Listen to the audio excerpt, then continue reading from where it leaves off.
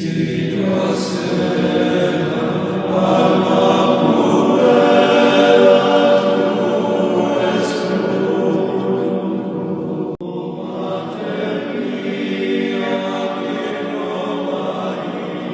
infallible Holy Second Book of Kings, also known as 2 Samuel of the Word of God.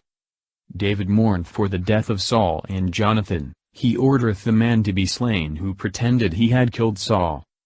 Now it came to pass, after Saul was dead, that David returned from the slaughter of the Amalekites, and abode 2 days in Ziklag. And on the 3rd day, there appeared a man who came out of Saul's camp, with his garments rent, and dust strewed on his head. And when he came to David, he fell upon his face, and adored.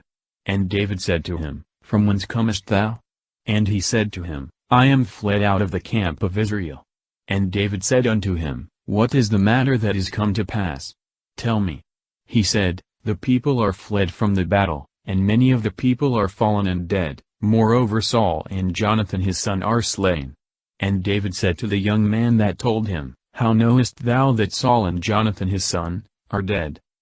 And the young man that told him, said, I came by chance upon Mount Jelbo, and Saul leaned upon his spear, and the chariots and horsemen drew nigh unto him, and looking behind him, and seeing me, he called me.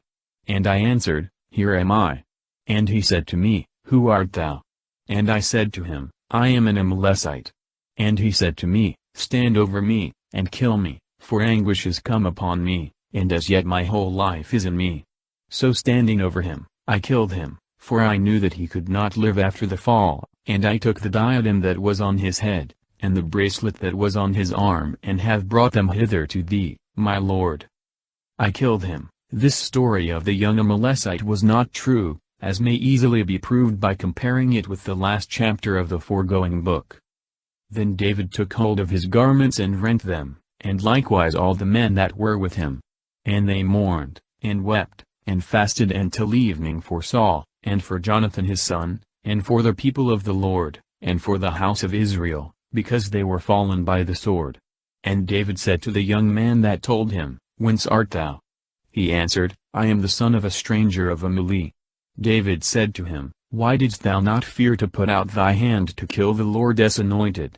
And David calling one of his servants, said, Go near and fall upon him. And he struck him so that he died.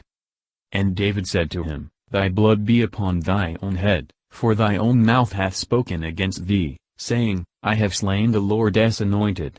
And David made this kind of lamentation over Saul, and over Jonathan his son.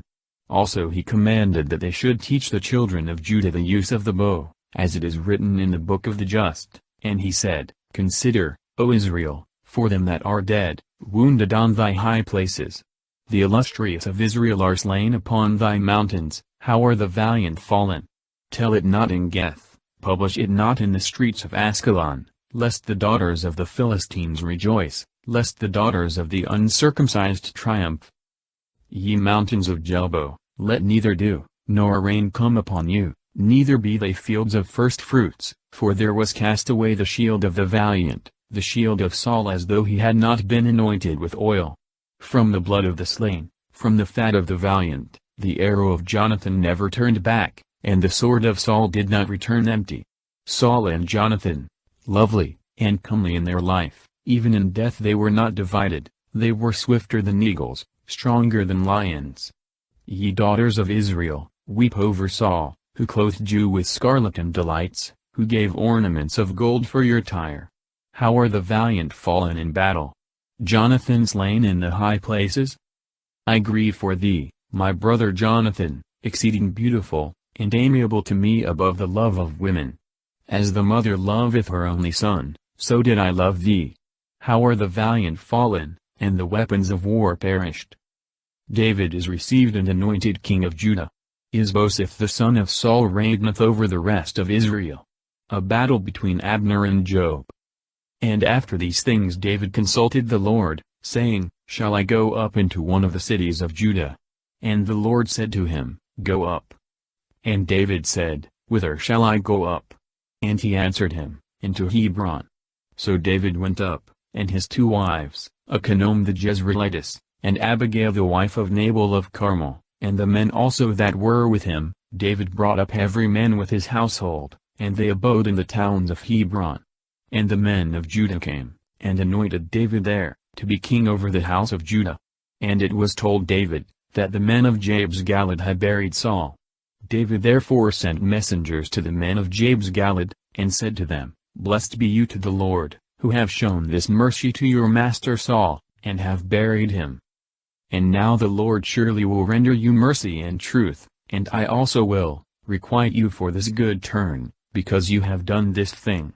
Let your hands be strengthened, and be ye men of valor, for although your master Saul be dead, yet the house of Judah hath anointed me to be their king.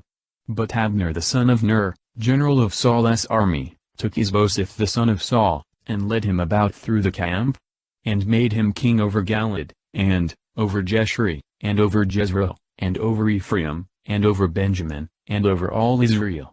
Isbosheth the son of Saul was 40 years old when he began to reign over Israel, and he reigned 2 years, and only the house of Judah followed David.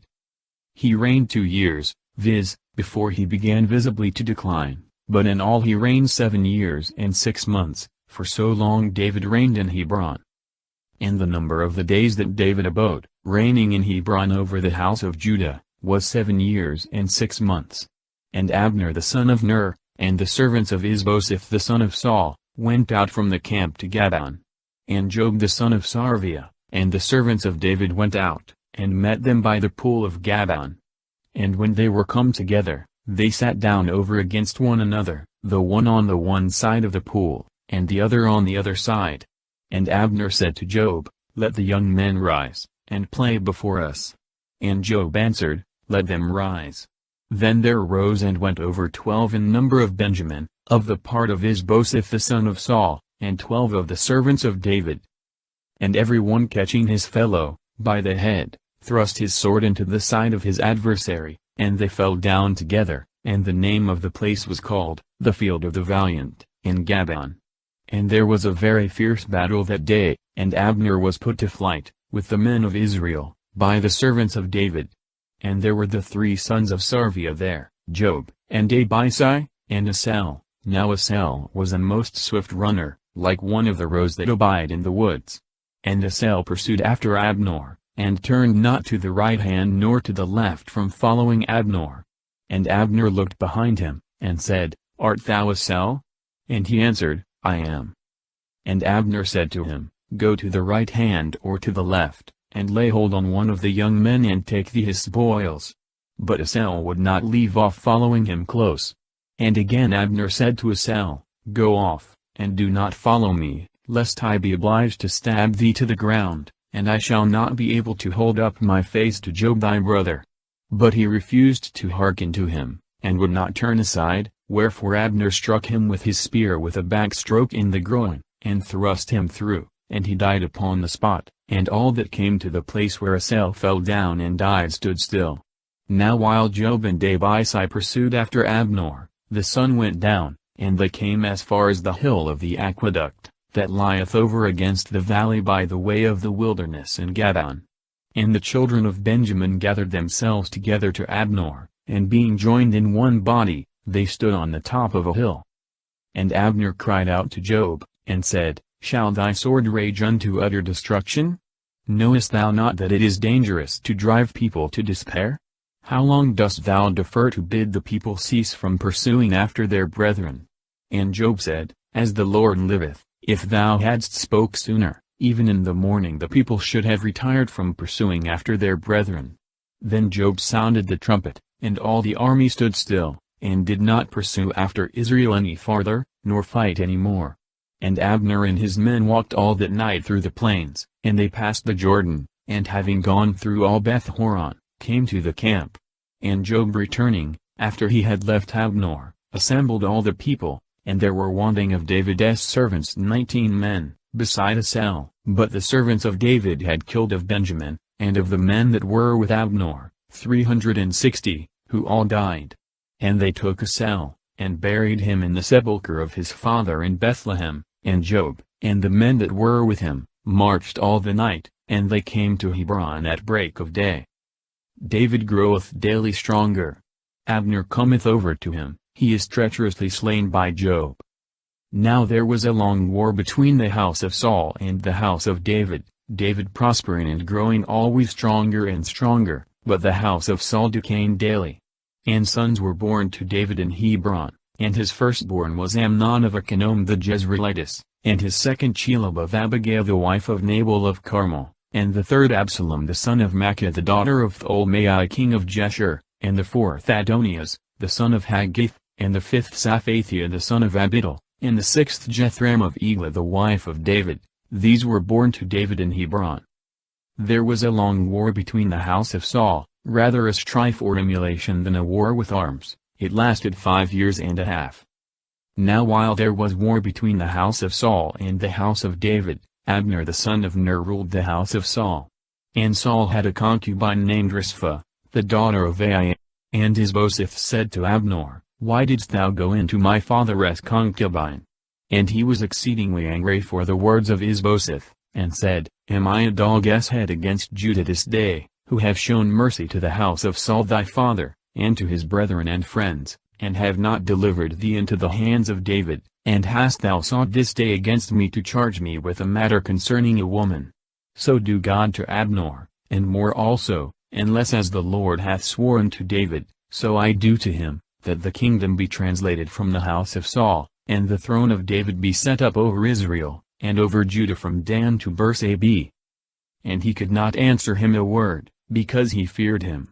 Abner therefore sent messengers to David for himself, saying, Whose is the land?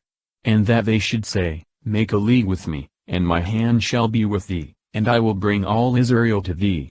And he said, Very well, I will make a league with thee, but one thing I require of thee, saying, Thou shalt not see my face before thou bring Michal the daughter of Saul, and so thou shalt come, and see me. And David sent messengers to Isbosheth the son of Saul, saying, Restore my wife Michal, whom I espoused to me for 100 foreskins of the Philistines. And Isbosheth sent, and took her from her husband Phaltiel, the son of Laish.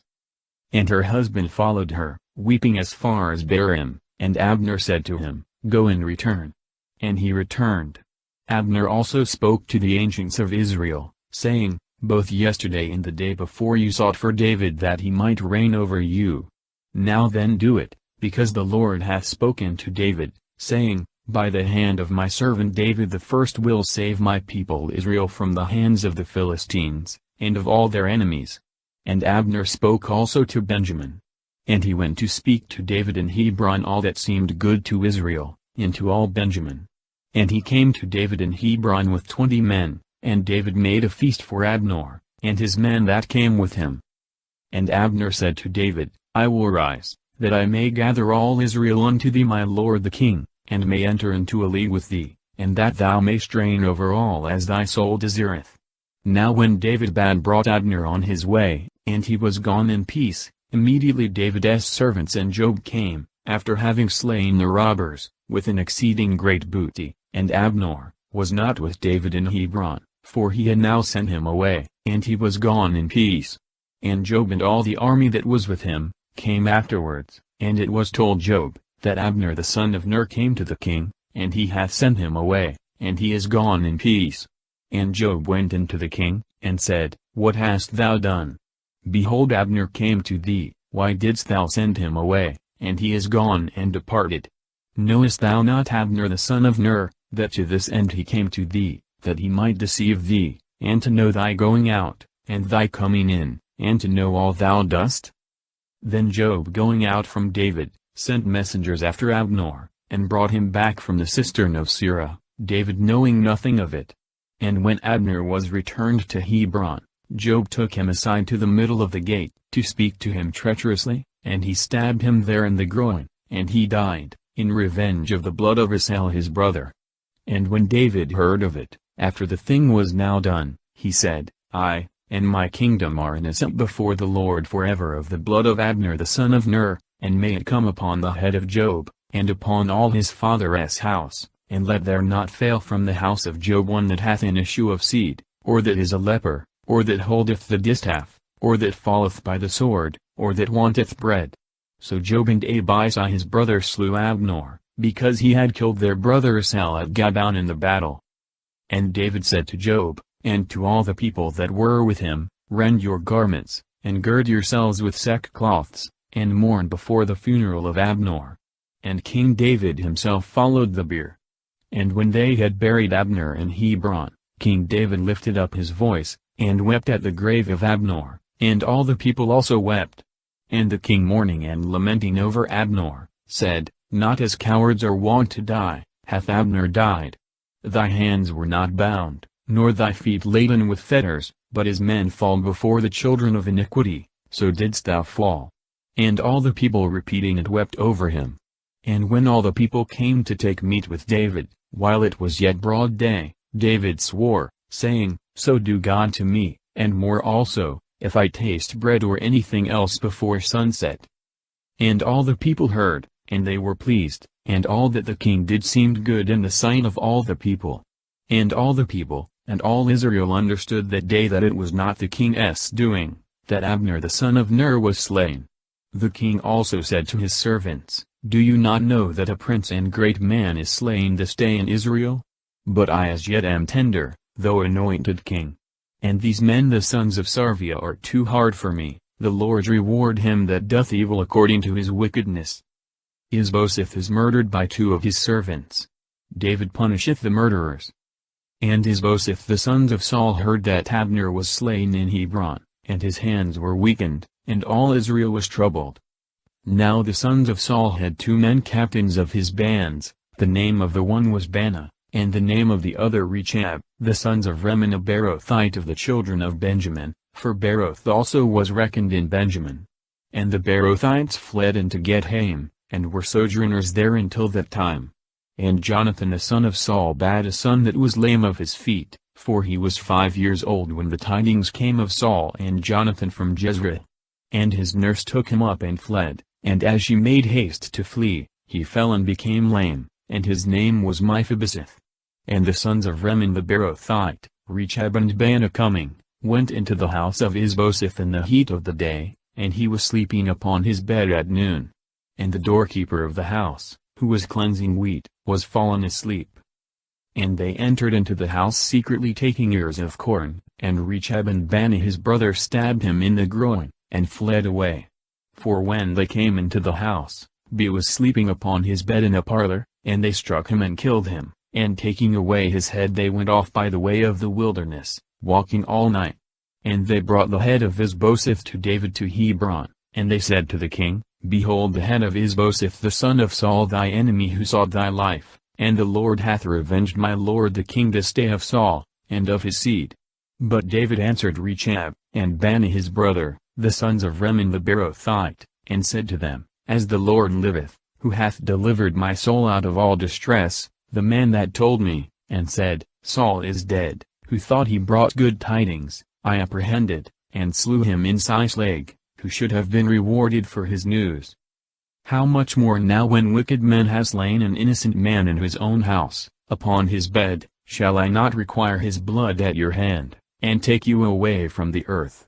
And David commanded his servants and they slew them, and cutting off their hands and feet, hanged them up over the pool in Hebron. But the head of Isbosheth they took and buried in the sepulchre of Abner in Hebron. David is anointed king of all Israel. He taketh Jerusalem, and dwelleth there. He defeateth the Philistines. Then all the tribes of Israel came to David in Hebron, saying, Behold, we are thy bone and thy flesh. Moreover yesterday also and the day before, when Saul was king over us, thou wast he that did lead out and bring in Israel, and the Lord said to thee, Thou shalt feed my people Israel, and thou shalt be prince over Israel. The ancients also of Israel came to the king to Hebron, and King David made a league with them in Hebron before the Lord, and they anointed David to be king over Israel. David was 30 years old when he began to reign, and he reigned 40 years. In Hebron he reigned over Judah 7 years and 6 months, and in Jerusalem he reigned 33 years over all Israel and Judah. And the king and all the men that were with him went to Jerusalem to the Jebusites the inhabitants of the land, and they said to David, Thou shalt not come in hither unless thou take away the blind and the lame that say, David shall not come in hither. But David took the castle of Sion, the same as the city of David. For David had offered that day a reward to whosoever should strike the Jebusites and get up to the gutters of the tops of the houses, and take away the blind and the lame that hated the soul of David. Therefore it is said in the proverb, the blind and the lame shall not come into the temple. And David dwelt in the castle, and called it, the city of David, and built round about from Millo and inwards. And he went on prospering and growing up, and the Lord God of hosts was with him. And Hiram the king of Tyre sent messengers to David, and cedar trees, and carpenters, and masons for walls, and they built a house for David. And David knew that the Lord had confirmed him king over Israel, and that he had exalted his kingdom over his people Israel. And David took more concubines and wives of Jerusalem, after he was come from Hebron, and there were born to David other sons also and daughters, and these are the names of them, that were born to him in Jerusalem, Samuel, and Sobab, and Nathan, and Solomon, and Jebahar, and Elishua, and Nepheg. David took more concubines and wives of Jerusalem, not harlots, but wives of an inferior condition, for such, in Scripture, are styled concubines. And Japhia, and Elisama, and Eliada, and Eliphaleth. And the Philistines heard that they had anointed David to be king over Israel, and they all came to seek David, and when David heard of it, he went down to a stronghold. And the Philistines coming spread themselves in the valley of Raph. And David consulted the Lord, saying, Shall I go up to the Philistines? And wilt thou deliver them into my hand? And the Lord said to David, Go up, for I will surely deliver the Philistines into thy hand. And David came to Baal-Perazim, and defeated them there, and he said, The Lord hath divided my enemies before me, as waters are divided. Therefore the name of the place was called Baal-Perazim. And they left there their idols, which David and his men took away. And the Philistines came up again and spread themselves in the valley of Raph. And David consulted the Lord, Shall I go up against the Philistines, and wilt thou deliver them into my hands? He answered, Go not up against them, but fetch a compass behind them, and thou shalt come upon them over against the pear trees. And when thou shalt hear the sound of one going in the tops of the pear trees, then shalt thou join battle, for then will the Lord go out before thy face to strike the army of the Philistines. And David did as the Lord had commanded him, and he smote the Philistines from Gabaa until thou come to Gezer. David fetcheth the ark from Kiriath-Jearim. Uzziah struck dead for touching it. It is deposited in the house of Obed-Edom, and from thence carried to David's house. And David again gathered together all the chosen men of Israel, 30,000. And David arose and went, with all the people that were with him of the men of Judah to fetch the ark of God, upon which the name of the Lord of hosts is invoked, who sitteth over it upon the cherubims. And they laid the ark of God upon a new cart, and took it out of the house of Abinadab, who was in Gabaa, and Uzzah and Ahio, the sons of Abinadab, drove the new cart. And when they had taken it out of the house of Abinadab, who was in Gabaa, Ahio having care of the ark of God went before the ark. But David and all Israel played before the Lord on all manner of instruments made of wood, on harps and lutes and timbrels and cornets and cymbals. Gabaa, the hill of Kiriath-Jearim, where the ark had been in the house of Abinadab, from the time of its being restored back by the Philistines.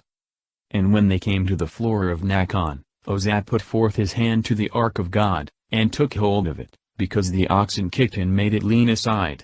And the indignation of the Lord was enkindled against Uzzah, and he struck him for his rashness, and he died there before the ark of God. And David was grieved because the Lord had struck Uzzah, and the name of that place was called, the striking of Uzzah, to this day. And David was afraid of the Lord that day, saying, How shall the ark of the Lord come to me? And he would not have the ark of the Lord brought into himself into the city of David, but he caused it to be carried into the house of Obed-Edom the Gethite. And the ark of the Lord abode in the house of Obed-Edom the Gethite 3 months, and the Lord blessed Obed-Edom, and all his household. And it was told King David, that the Lord had blessed Obed-Edom, and all that he had, because of the ark of God. So David went, and brought away the ark of God out of the house of Obed-Edom into the city of David with joy. And there were with David 7 choirs, and calves for victims. And when they that carried the ark of the Lord had gone 6 paces, he sacrificed an ox and a ram, and David danced with all his might before the Lord, and David was girded with a linen ephod. And David and all the house of Israel brought the ark of the covenant of the Lord with joyful shouting, and with sound of trumpet. Choirs, or companies of musicians. And when the ark of the Lord was come into the city of David, Michal the daughter of Saul, looking out through a window, saw King David leaping and dancing before the Lord, and she despised him in her heart. And they brought the ark of the Lord, and set it in its place in the midst of the tabernacle, which David had pitched for it, and David offered holocausts, and peace offerings before the Lord. And when he had made an end of offering holocausts and peace offerings, he blessed the people in the name of the Lord of hosts.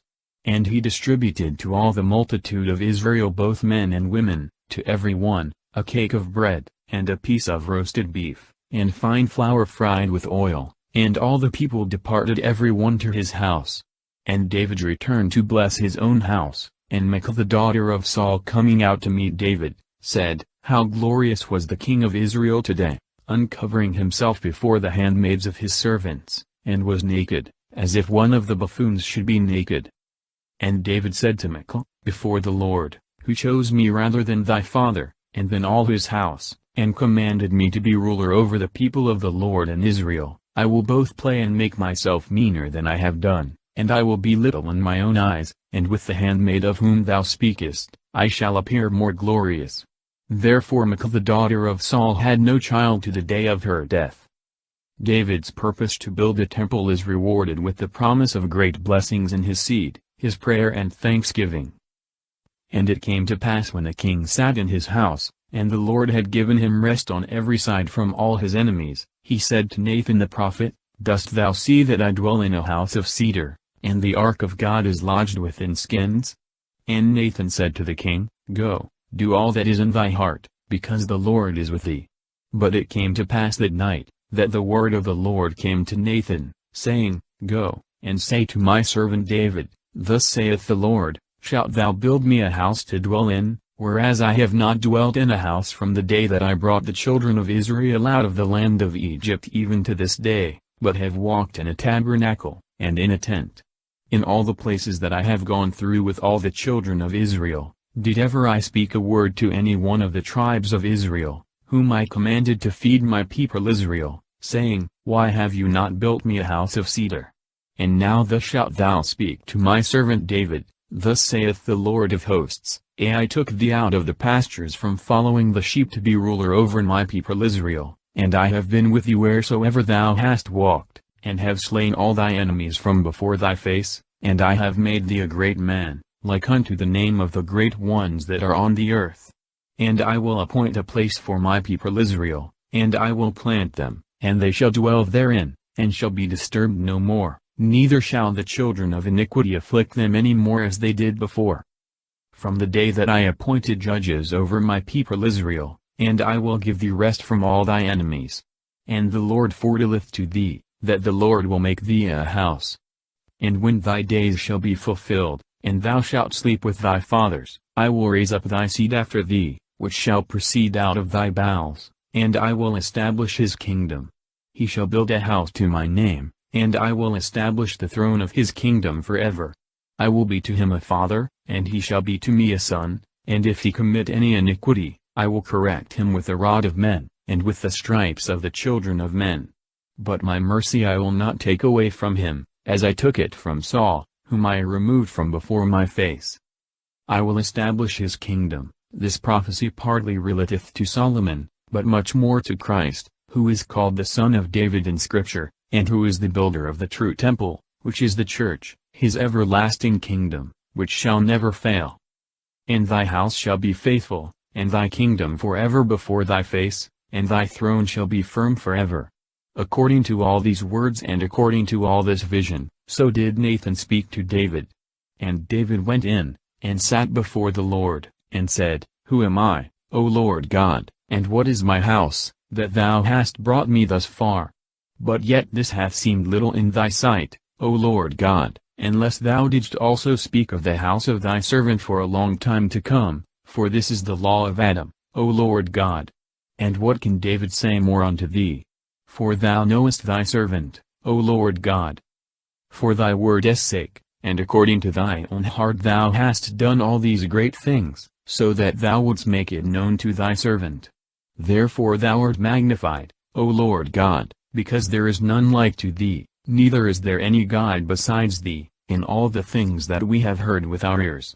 And what nation is there upon earth, as thy people Israel, whom God went to redeem for a people to himself, and to make him a name, and to do for them great and terrible things, upon the earth, before the face of thy people, whom thou redeemedst to thyself out of Egypt, from the nations and their gods?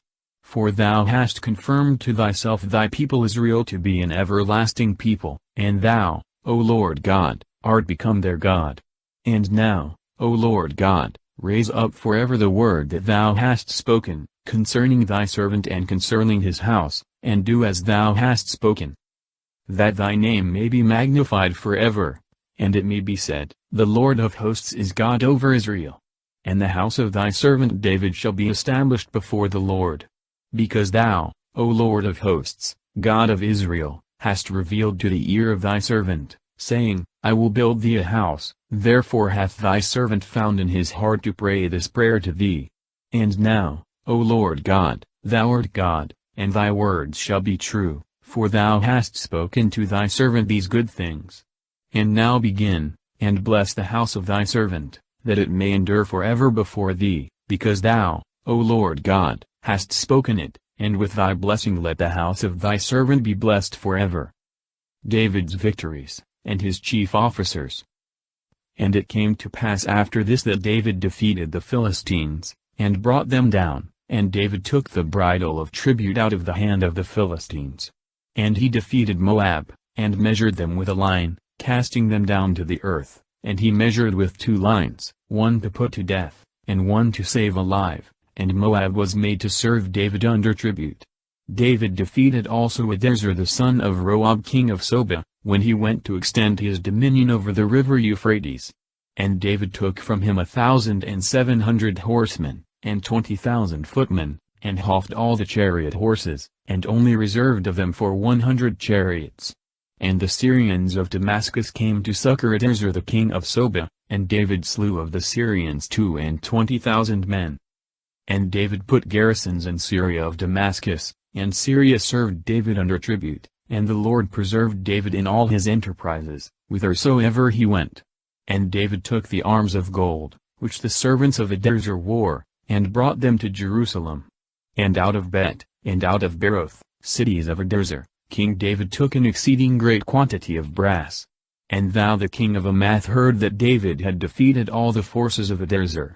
And thou sent Joram his son to King David, to salute him, and to congratulate with him, and to return him thanks, because he had fought against Hadarezer, and had defeated him. For thou was an enemy to Hadarezer, and in his hand were vessels of gold, and vessels of silver, and vessels of brass. And King David dedicated them to the Lord, together with the silver and gold that he had dedicated of all the nations, which he had subdued, of Syria, and of Moab, and of the children of Ammon, and of the Philistines, and of Amalek, and of the spoils of Hadarezer the son of Roab king of Soba. David also made himself a name, when he returned after taking Syria in the valley of the salt pits, killing 18,000, and he put guards in Edom, and placed there a garrison, and all Edom was made to serve David, and the Lord preserved David in all enterprises he went about. And David reigned over all Israel, and David did judgment and justice to all his people. And Job the son of Sarvia was over the army, and Josaphat the son of Ahilud was recorder, and Sadok the sons of Ashittab, and Achimelech the son of Abiathar, were the priests, and Saraias was the scribe, and Bonaz the son of Joiada was over the Serathi and Phelethi, and the sons of David were the princes. Recorder, or chancellor. Scribe, or secretary. The Serathi and Phelethi, the king's guards. Ibid. Princes, literally priests. Cohen, so called, by a title of honor, and not from exercising the priestly functions. David's kindness to Mephibosheth for the sake of his father Jonathan. And David said, Is there anyone, think you, left of the house of Saul, that I may show kindness to him for Jonathan's sake? Now there was of the house of Saul a servant named Siba, and when the king had called him to him, he said to him, Art thou Siba? And he answered, I am Siba thy servant. And the king said, Is there any one left of the house of Saul, that I may show the mercy of God unto him? And Siba said to the king, There is a son of Jonathan left, who is lame of his feet. Where is he? Said he. And Siba said to the king, Behold, he is in the house of Machir the son of Ammiel in Lodabar. Then King David sent, and brought him out of the house of Machir the son of Ammiel of Lodabar. And when Mephibosheth the son of Jonathan the son of Saul was come to David, he fell on his face and worshipped. And David said, Mephibosheth? And he answered, Behold thy servant. And David said to him, Fear not, for I will surely show thee mercy for Jonathan thy father's sake, and I will restore the lands of Saul thy father, and thou shalt eat bread at my table always. He bowed down to him, and said, Who am I thy servant, that thou shouldst look upon such a dead dog as I am? Then the king called Siba the servant of Saul, and said to him, All that belonged to Saul, and all his house, I have given to thy master's son. Thou therefore and thy sons and thy servants shall till the land for him, and thou shalt bring in food for thy master's son, that he may be maintained, and Mephibosheth the son of thy master shall always eat bread at my table. And Siba had 15 sons and 20 servants, and Siba said to the king, As thou my lord the king hast commanded thy servant, so will thy servant do, and Mephibosheth shall eat at my table, as one of the sons of the king. And Mephibosheth had a young son whose name was Micah, and all the kindred of the house of Siba served Mephibosheth. But Mephibosheth dwelt in Jerusalem, because he ate always of the king's table, and he was lame of both feet. The Ammonites shamefully abuse the ambassadors of David. They hire the Syrians to their assistance, but are overthrown with their allies. And it came to pass after this, that the king of the children of Ammon died, and Hanun his son reigned in his stead. And David said, I will show kindness to Hanun the son of Dos, as his father showed kindness to me. So David sent his servants to comfort him for the death of his father. But when the servants of David were come into the land of the children of Ammon, the princes of the children of Ammon said to Hanun their lord, Thinkest thou that for the honor of thy father, David hath sent comforters to thee, and hath not David rather sent his servants to thee to search, and spy into the city, and overthrow it? Wherefore Hanun took the servants of David, and shaved off the one half of their beards, and cut away half of their garments even to the buttocks, and sent them away. When this was told David, he sent to meet them, for the men were sadly put to confusion, and David commanded them, saying, Stay at Jericho, till your beards be grown, and then return. And the children of Ammon, seeing that they had done an injury to David, bent and hired the Syrians of Roab, and the Syrians of Sobah, 20,000 footmen, and of the king of Makkah 1,000 men, and of Astob 12,000 men. And when David heard this, he sent Joab and the whole army of warriors. And the children of Ammon came out, and set their men in array at the entering in of the gate, but the Syrians of Sobah, and of Roab, and of Astob, and of Makkah were by themselves in the field. Then Joab, seeing that the battle was prepared against him, both before and behind, chose of all the choice men of Israel, and put them in array against the Syrians, and the rest of the people he delivered to Abishai his brother, who set them in array against the children of Ammon. And Joab said, If the Syrians are too strong for me, then thou shalt help me, but if the children of Ammon are too strong for thee, then I will help thee. Be of good courage, and let us fight for our people, and for the city of our God, and the Lord will do what is good in his sight. And Joab and the people that were with him, began to fight against the Syrians, and they immediately fled before him. And the children of Ammon, seeing that the Syrians were fled, they fled also before Abishai, and entered into the city, and Joab returned from the children of Ammon, and came to Jerusalem. Then the Syrians, seeing that they had fallen before Israel, gathered themselves together. And Hadarezer sent and fetched the Syrians, that were beyond the river, and brought over their army, and Sobach, the captain of the host of Hadarezer, was their general. And when this was told David, he gathered all Israel together, and passed over the Jordan, and came to Helam, and the Syrians set themselves in array against David, and fought against him. And the Syrians fled before Israel, and David slew of the Syrians the men of 700 chariots, and 40,000 horsemen, and smote Sobach the captain of the army, who presently died. And all the kings that were auxiliaries of Hadazer, seeing themselves overcome by Israel, were afraid and fled away, 50,000 men before Israel. And they made peace with Israel, and served them, and all the Syrians were afraid to help the children of Ammon any more. David falleth into the crime of adultery with Bethsabe, and not finding other means to conceal it, causeth her husband Urias to be slain. Then marrieth her, who beareth him a son. And it came to pass at the return of the year, at the time when kings go forth to war, that David sent Joab and his servants with him, and all Israel, and they spoiled the children of Ammon, and besieged Rabbah, but David remained in Jerusalem. In the meantime it happened that David arose from his bed after noon, and walked upon the roof of the king's house, and he saw from the roof of his house a woman washing herself, over against him, and the woman was very beautiful. And the king sent, and inquired who the woman was. And it was told him, that she was Bethsabe the daughter of Eliam, the wife of Urias the Hittite. And David sent messengers, and took her, and she came into him, and he slept with her. And presently she was purified from her uncleanness, and she returned to her house having conceived. And she sent and told David, and said, I have conceived.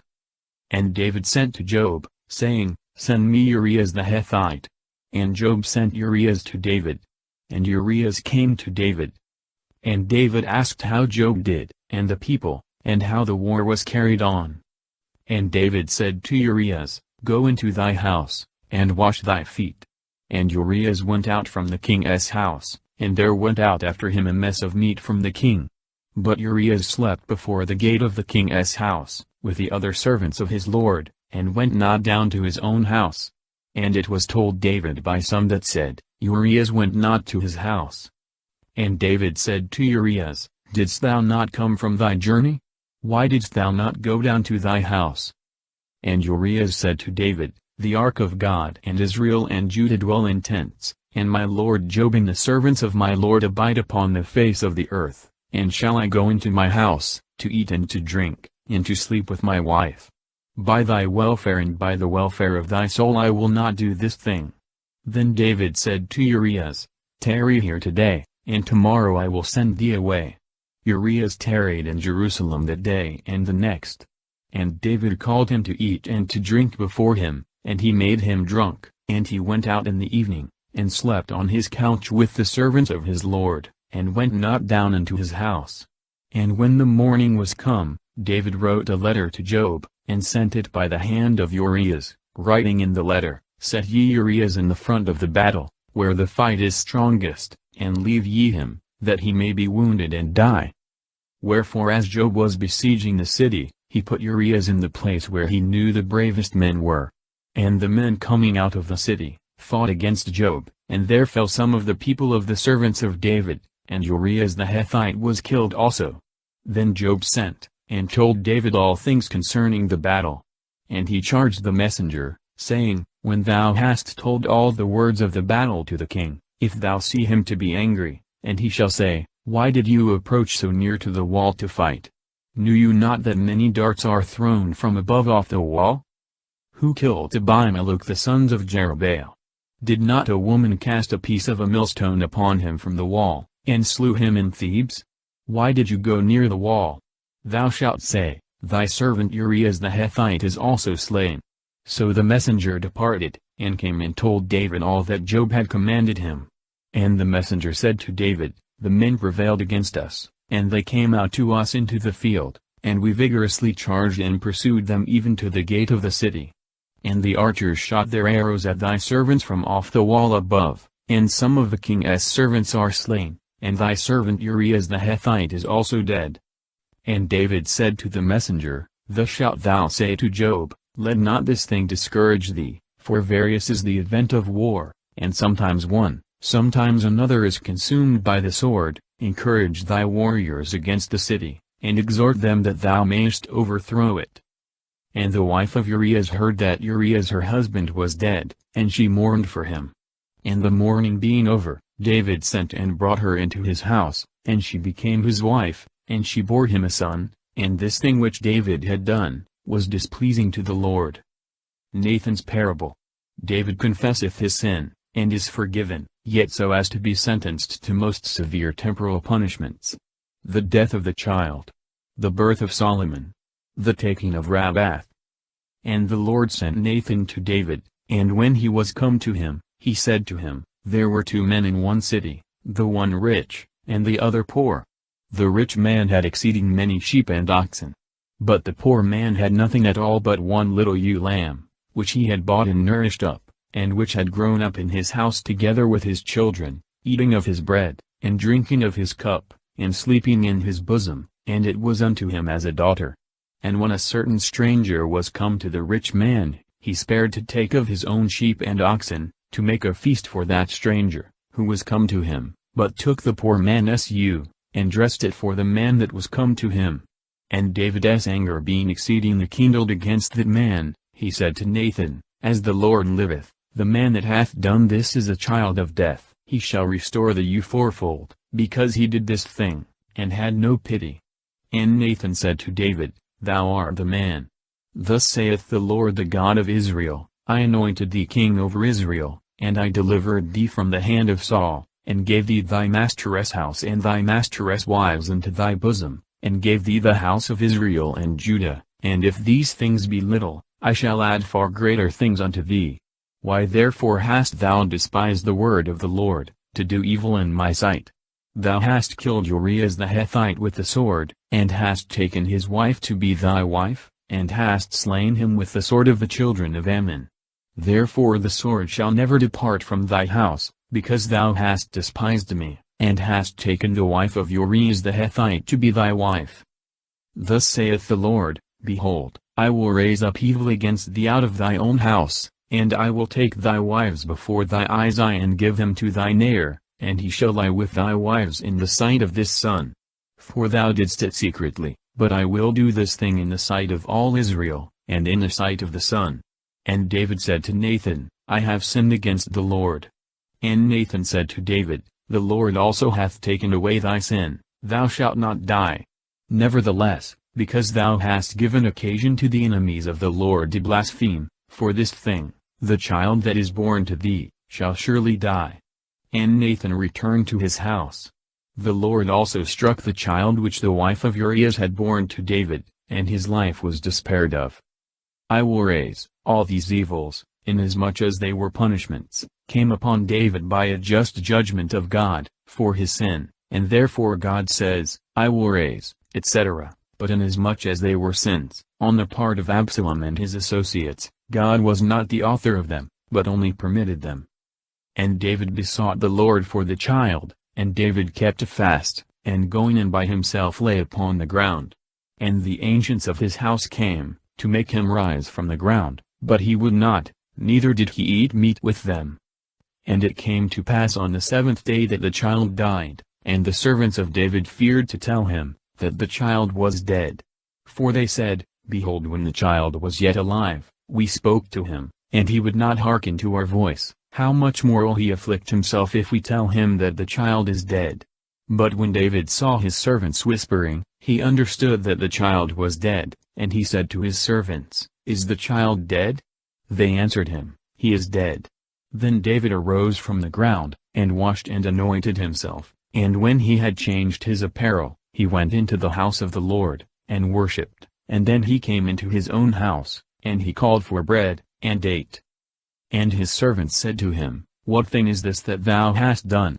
Thou didst fast and weep for the child, while it was alive, but when the child was dead, thou didst rise up, and eat bread. And he said, While the child was yet alive, I fasted and wept for him, for I said, Who knoweth whether the Lord may not give him to me, and the child may live?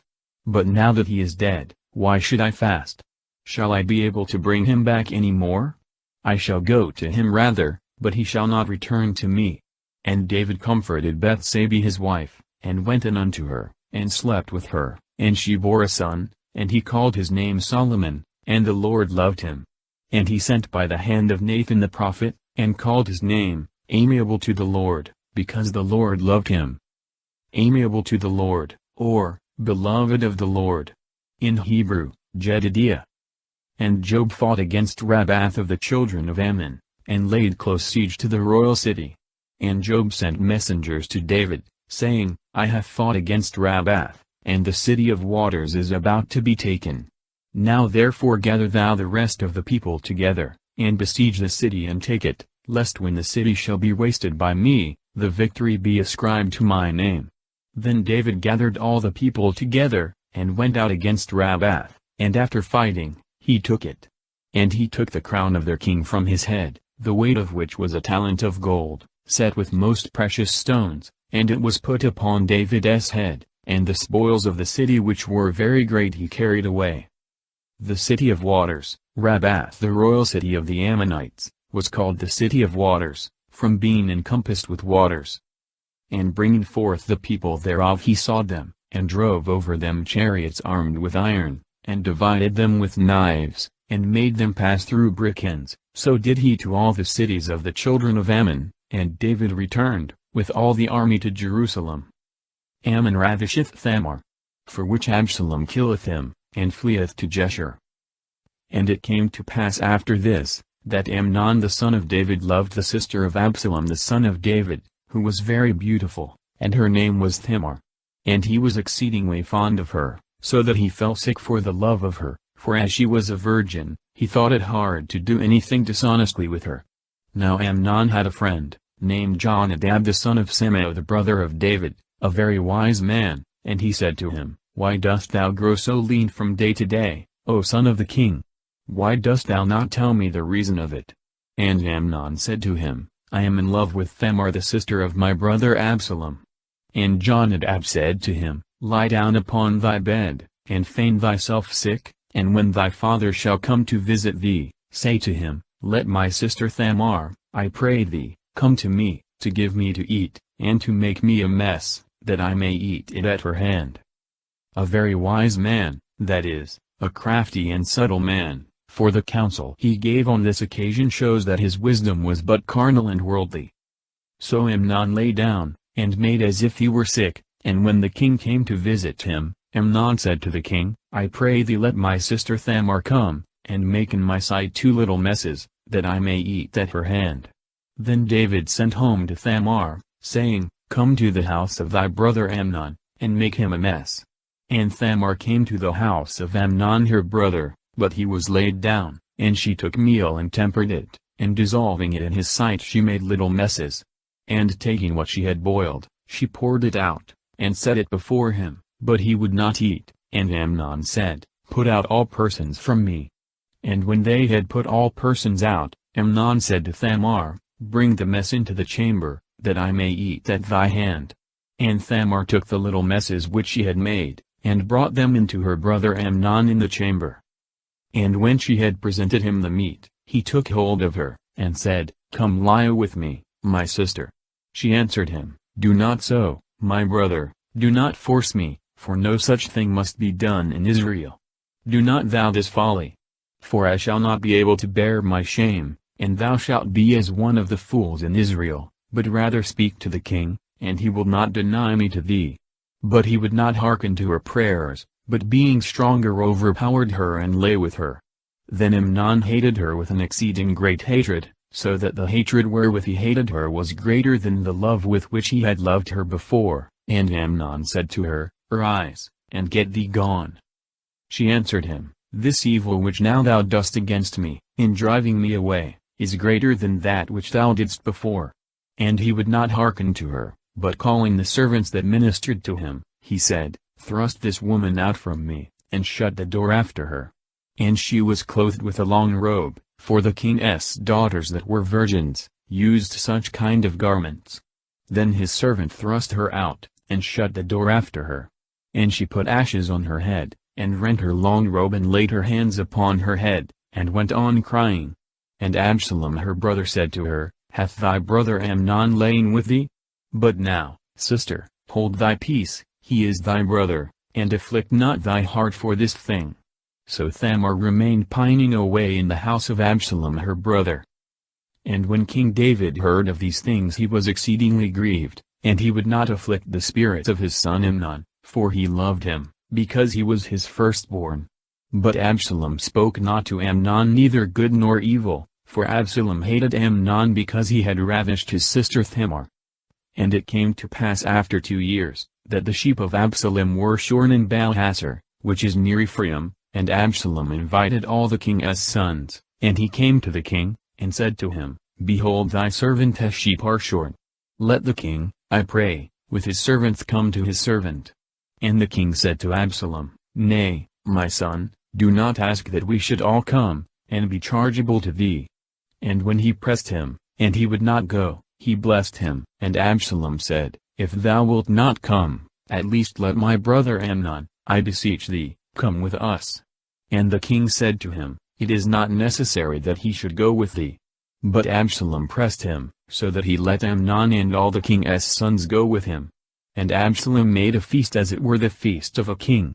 And Absalom had commanded his servants, saying, Take notice when Amnon shall be drunk with wine, and when I shall say to you, Strike him, and kill him, fear not, for it is I that command you, take courage, and be valiant men. And the servants of Absalom did to Amnon as Absalom had commanded them. And all the king's sons arose and got up every man upon his mule, and fled. And while they were yet in the way, a rumor came to David, saying, Absalom hath slain all the king's sons, and there is not one of them left. Then the king rose up, and rent his garments, and fell upon the ground, and all his servants, that stood about him, rent their garments. But Jonadab the son of Shema David's brother answering, said, Let not my lord the king think that all the king's sons are slain, Amnon only is dead, for he was appointed by the mouth of Absalom from the day that he ravished his sister Thamar. Now therefore let not my lord the king take this thing into his heart, saying, All the king's sons are slain, for Amnon only is dead. But Absalom fled away, and the young man that kept the watch, lifted up his eyes and looked, and behold there came much people by a byway on the side of the mountain. And Jonadab said to the king, Behold the king's sons are come, as thy servant said, so it is. And when he made an end of speaking, the king's sons also appeared, and coming in they lifted up their voice, and wept, and the king also and all his servants wept very much. But Absalom fled, and went to Tholomai the son of Ammiad the king of Geshur. And David mourned for his son every day. And Absalom after he was fled, and come into Geshur, was there 3 years. And King David ceased to pursue after Absalom, because he was comforted concerning the death of Amnon. Job procureth Absalom's return, and his admittance to the king's presence. And Job the son of Sarviah, understanding that the king's heart was turned to Absalom, sent to Tekoa, and fetched from thence a wise woman, and said to her, Feign thyself to be a mourner, and put on mourning apparel, and be not anointed with oil, that thou mayest be as a woman that had a long time been mourning for one dead. And thou shalt go into the king, and shalt speak to him in this manner. And Job put the words in her mouth. And when the woman of Tekoa was come into the king, she fell before him upon the ground, and worshipped, and said, Save me, O king. And the king said to her, What is the matter with thee? She answered, Alas, I am a widow woman, for my husband is dead. And thy handmaid had 2 sons, and they quarreled with each other in the field, and there was none to part them, and the one struck the other, and slew him. And behold the whole kindred rising against thy handmaid, saith, Deliver him that hath slain his brother, that we may kill him for the life of his brother, whom he slew, and that we may destroy the heir, and they seek to quench my spark which is left, and will leave my husband no name, nor remainder upon the earth. And the king said to the woman, Go to thy house, and I will give charge concerning thee. And the woman of Tekoa said to the king, Upon me, my lord, be the iniquity, and upon the house of my father, but may the king and his throne be guiltless. And the king said, If any one shall say aught against thee, bring him to me, and he shall not touch thee any more. And she said, Let the king remember the Lord his God, that the next of kin be not multiplied to take revenge, and that they may not kill my son.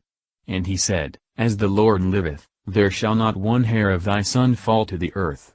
Then the woman said, Let thy handmaid speak one word to my lord the king. And he said, Speak. And the woman said, Why hast thou thought such a thing against the people of God, and why hath the king spoken this word, to sin, and not bring home again his own exile? We all die, and like waters that return no more, we fall down into the earth, neither will God have a soul to perish, but recalleth, meaning that he that is cast off should not altogether perish. Now therefore I am come, to speak this word to my lord the king before the people. And thy handmaid said, I will speak to the king, it may be the king will perform the request of his handmaid. And the king hath hearkened to me to deliver his handmaid out of the hand of all that would destroy me and my son together out of the inheritance of God. Then let thy handmaid say, that the word of the Lord the king be made as a sacrifice. For even as an angel of God, so is my lord the king, that he is neither moved with blessing nor cursing, wherefore the Lord thy God is also with thee. And the king answering, said to the woman, Hide not from me the thing that I ask thee. And the woman said to him, Speak, my lord the king. And the king said, Is not the hand of Job with thee in all this? The woman answered, and said, By the health of thy soul, my lord, O king, it is neither on the left hand, nor on the right, in all these things which my lord the king hath spoken, for thy servant Job, he commanded me, and he put all of these words into the mouth of thy handmaid. That I should come about with this form of speech, thy servant Job, commanded this, but thou, my lord, O king, art wise, according to the wisdom of an angel of God, to understand all things upon earth. And the king said to Job, Behold, I am appeased and have granted thy request, go therefore and fetch back the boy Absalom. And Job falling down to the ground upon his face, adored, and blessed the king, and Job said, This day thy servant hath understood, that I have found grace in thy sight, my lord, O king, for thou hast fulfilled the request of thy servant. Then Job arose and went to Jeshurun, and brought Absalom to Jerusalem. But the king said, Let him return into his house, and let him not see my face. So Absalom returned into his house, and saw not the king's face. But in all Israel there was not a man so comely, and so exceedingly beautiful as Absalom, from the sole of the foot to the crown of his head there was no blemish in him. Blessed, that is, and gave thanks to the king. And when he polled his hair, now he was polled in once a year, because his hair was burdensome to him, he weighed the hair of his head at 200 sickles, according to the common weight. And there were born to Absalom 3 sons, and 1 daughter, whose name was Thamar, and she was very beautiful. And Absalom dwelt 2 years in Jerusalem, and saw not the king's face. He sent therefore to Job, to send him to the king, but he would not come to him. And when he had sent the second time, and he would not come to him, he said to his servants, You know the field of Job near my field, that hath a crop of barley, go now and set it on fire. So the servants of Absalom set the corn on fire. And Job's servants coming with their garments rent, said, The servants of Absalom have set part of the field on fire. Then Job arose, and came to Absalom to his house, and said, Why have thy servants set my corn on fire? And Absalom answered Job, I sent to thee beseeching thee to come to me, that I might send thee to the king, to say to him, Wherefore am I come from Jeshurun? It had been better for me to be there, I beseech thee therefore that I may see the face of the king, and if he be mindful of my iniquity, let him kill me. So Job going into the king, told him all, and Absalom was called for, and he went into the king, and prostrated himself on the ground before him, and the king kissed Absalom. Absalom's policy and conspiracy. David is obliged to flee. Now after these things Absalom made himself chariots, and horsemen, and 50 men to run before him. And Absalom rising up early stood by the entrance of the gate, and when any man had business to come to the king's judgment, Absalom called him to him, and said, Of what city art thou? He answered, and said, Thy servant is of such a tribe of Israel. And Absalom answered him, Thy words seem to me good and just. But there is no man appointed by the king to hear thee. And Absalom said, Oh that they would make me judge over the land, that all that have business might come to me, that I might do them justice.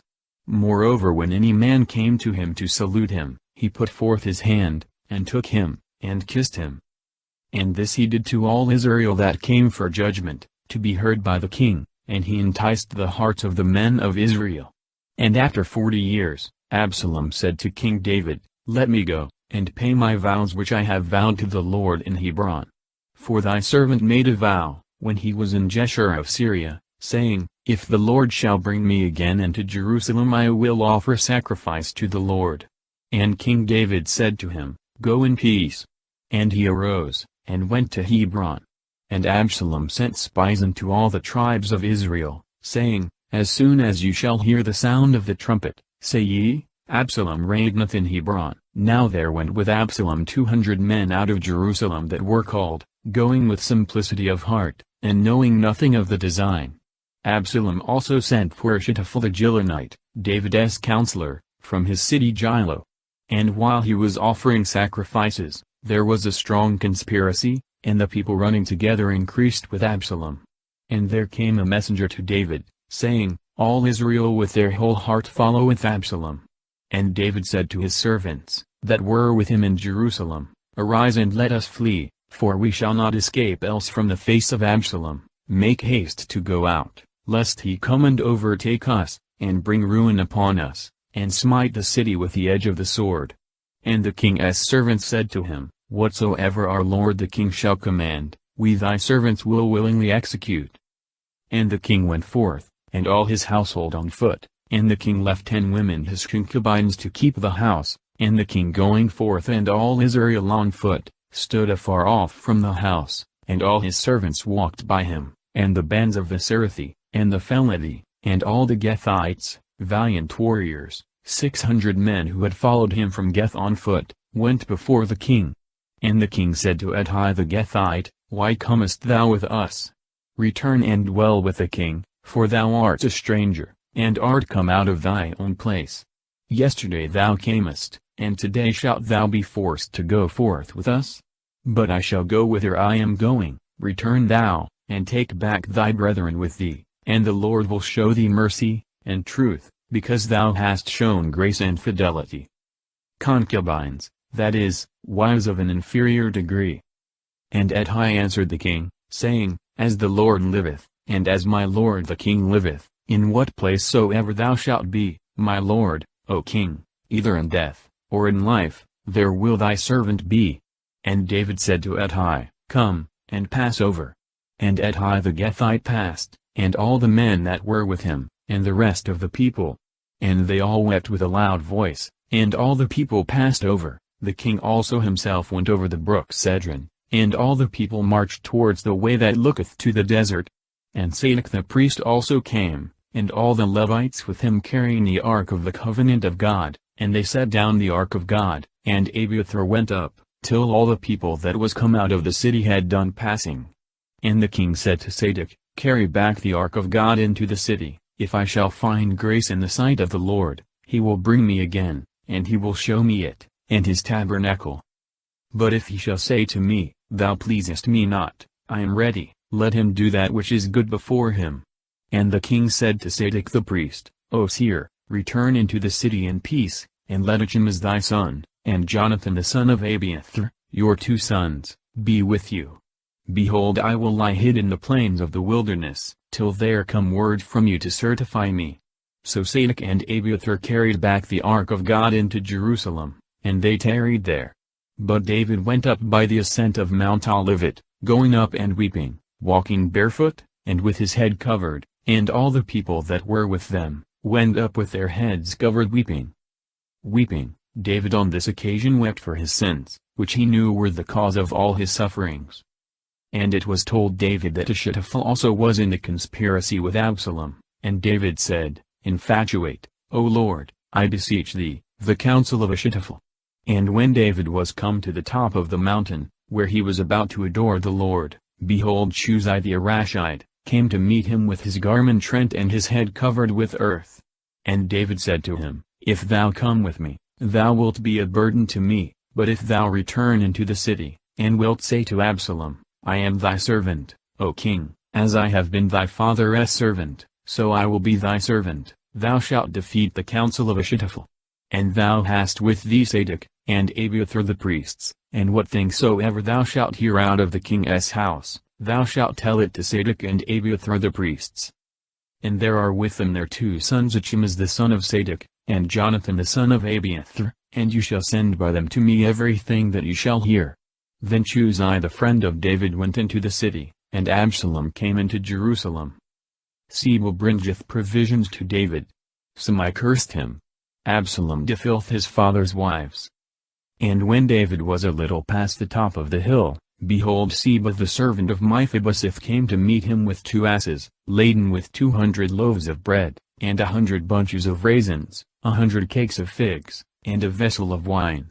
And the king said to Siba, What mean these things? And Siba answered, The asses are for the king's household to sit on, and the loaves and the figs for thy servants to eat, and the wine to drink if any man be faint in the desert. And the king said, Where is thy master's son? And Siba answered the king, He remained in Jerusalem, saying, Today will the house of Israel restore me the kingdom of my father. And the king said to Siba, I give thee all that belonged to Mephibosheth. And Siba said, I beseech thee, let me find grace before thee, my lord, O king. And King David came as far as Bahurim, and behold, there came out from thence a man of the kindred of the house of Saul named Shimei, the son of Jerah, and coming out he cursed as he went on. And he threw stones at David, and at all the servants of King David, and all the people, and all the warriors walked on the right, and on the left side of the king. And thus said Shimei when he cursed the king, Come out, thou man of blood, and thou man of Belial. The Lord hath repaid thee for all the blood of the house of Saul, because thou hast usurped the kingdom in his stead, and the Lord hath given the kingdom into the hand of Absalom thy son, and behold thy evils press upon thee, because thou art a man of blood. And Abishai the son of Sarvia said to the king, Why should this dead dog curse my lord the king? I will go, and cut off his head. And the king said, What have I to do with you, ye sons of Sarvia? Let him alone and let him curse, for the Lord hath bid him curse David, and who is he that shall dare say, Why hath he done so? Hath bid him curse, not that the Lord was the author of Shimei's sin, which proceeded purely from his own malice, and the abuse of his free will. But that knowing, and suffering his malicious disposition to break out on this occasion, he made use of him as his instrument to punish David for his sins. And the king said to Abishai, and to all his servants, Behold my son, who came forth from my bowels, seeketh my life, how much more now a son of Gemini? Let him alone that he may curse as the Lord hath bidden him. Perhaps the Lord may look upon my affliction, and the Lord may render me good for the cursing of this day. And David and his men with him went by the way. And Shimei by the hill's side went over against him, cursing, and casting stones at him, and scattering earth. And the king and all the people with him came weary, and refreshed themselves there. But Absalom and all his people came into Jerusalem, and Ahithophel was with him. And when Chuzi the Arashite, David's friend, was come to Absalom, he said to him, God save thee, O king, God save thee, O king. And Absalom said to him, Is this thy kindness to thy friend? Why wentest thou not with thy friend? And Chuzi answered Absalom, Nay, for I will be his, whom the Lord hath chosen, and all this people, and all Israel, and with him will I abide. Besides this, whom shall I serve? Is it not the king's son? As I have served thy father, so will I serve thee also. And Absalom said to Ahithophel, Consult what we are to do. And Ahithophel said to Absalom, Go into the concubines of thy father, whom he hath left to keep the house, that when all Israel shall hear that thou hast disgraced thy father, their hands may be strengthened with thee. So they spread a tent for Absalom on the top of the house, and he went into his father's concubines before all Israel. Now the counsel of Ahithophel, which he gave in those days, was as if a man should consult God, so was all the counsel of Ahithophel, both when he was with David, and when he was with Absalom.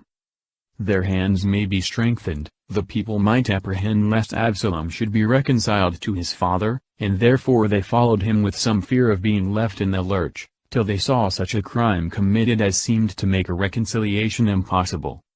Ahithophel's counsel is defeated by Chuzai, who sendeth intelligence to David. Ahithophel hangeth himself. And Ahithophel said to Absalom, I will choose me 12,000 men, and I will arise and pursue after David this night.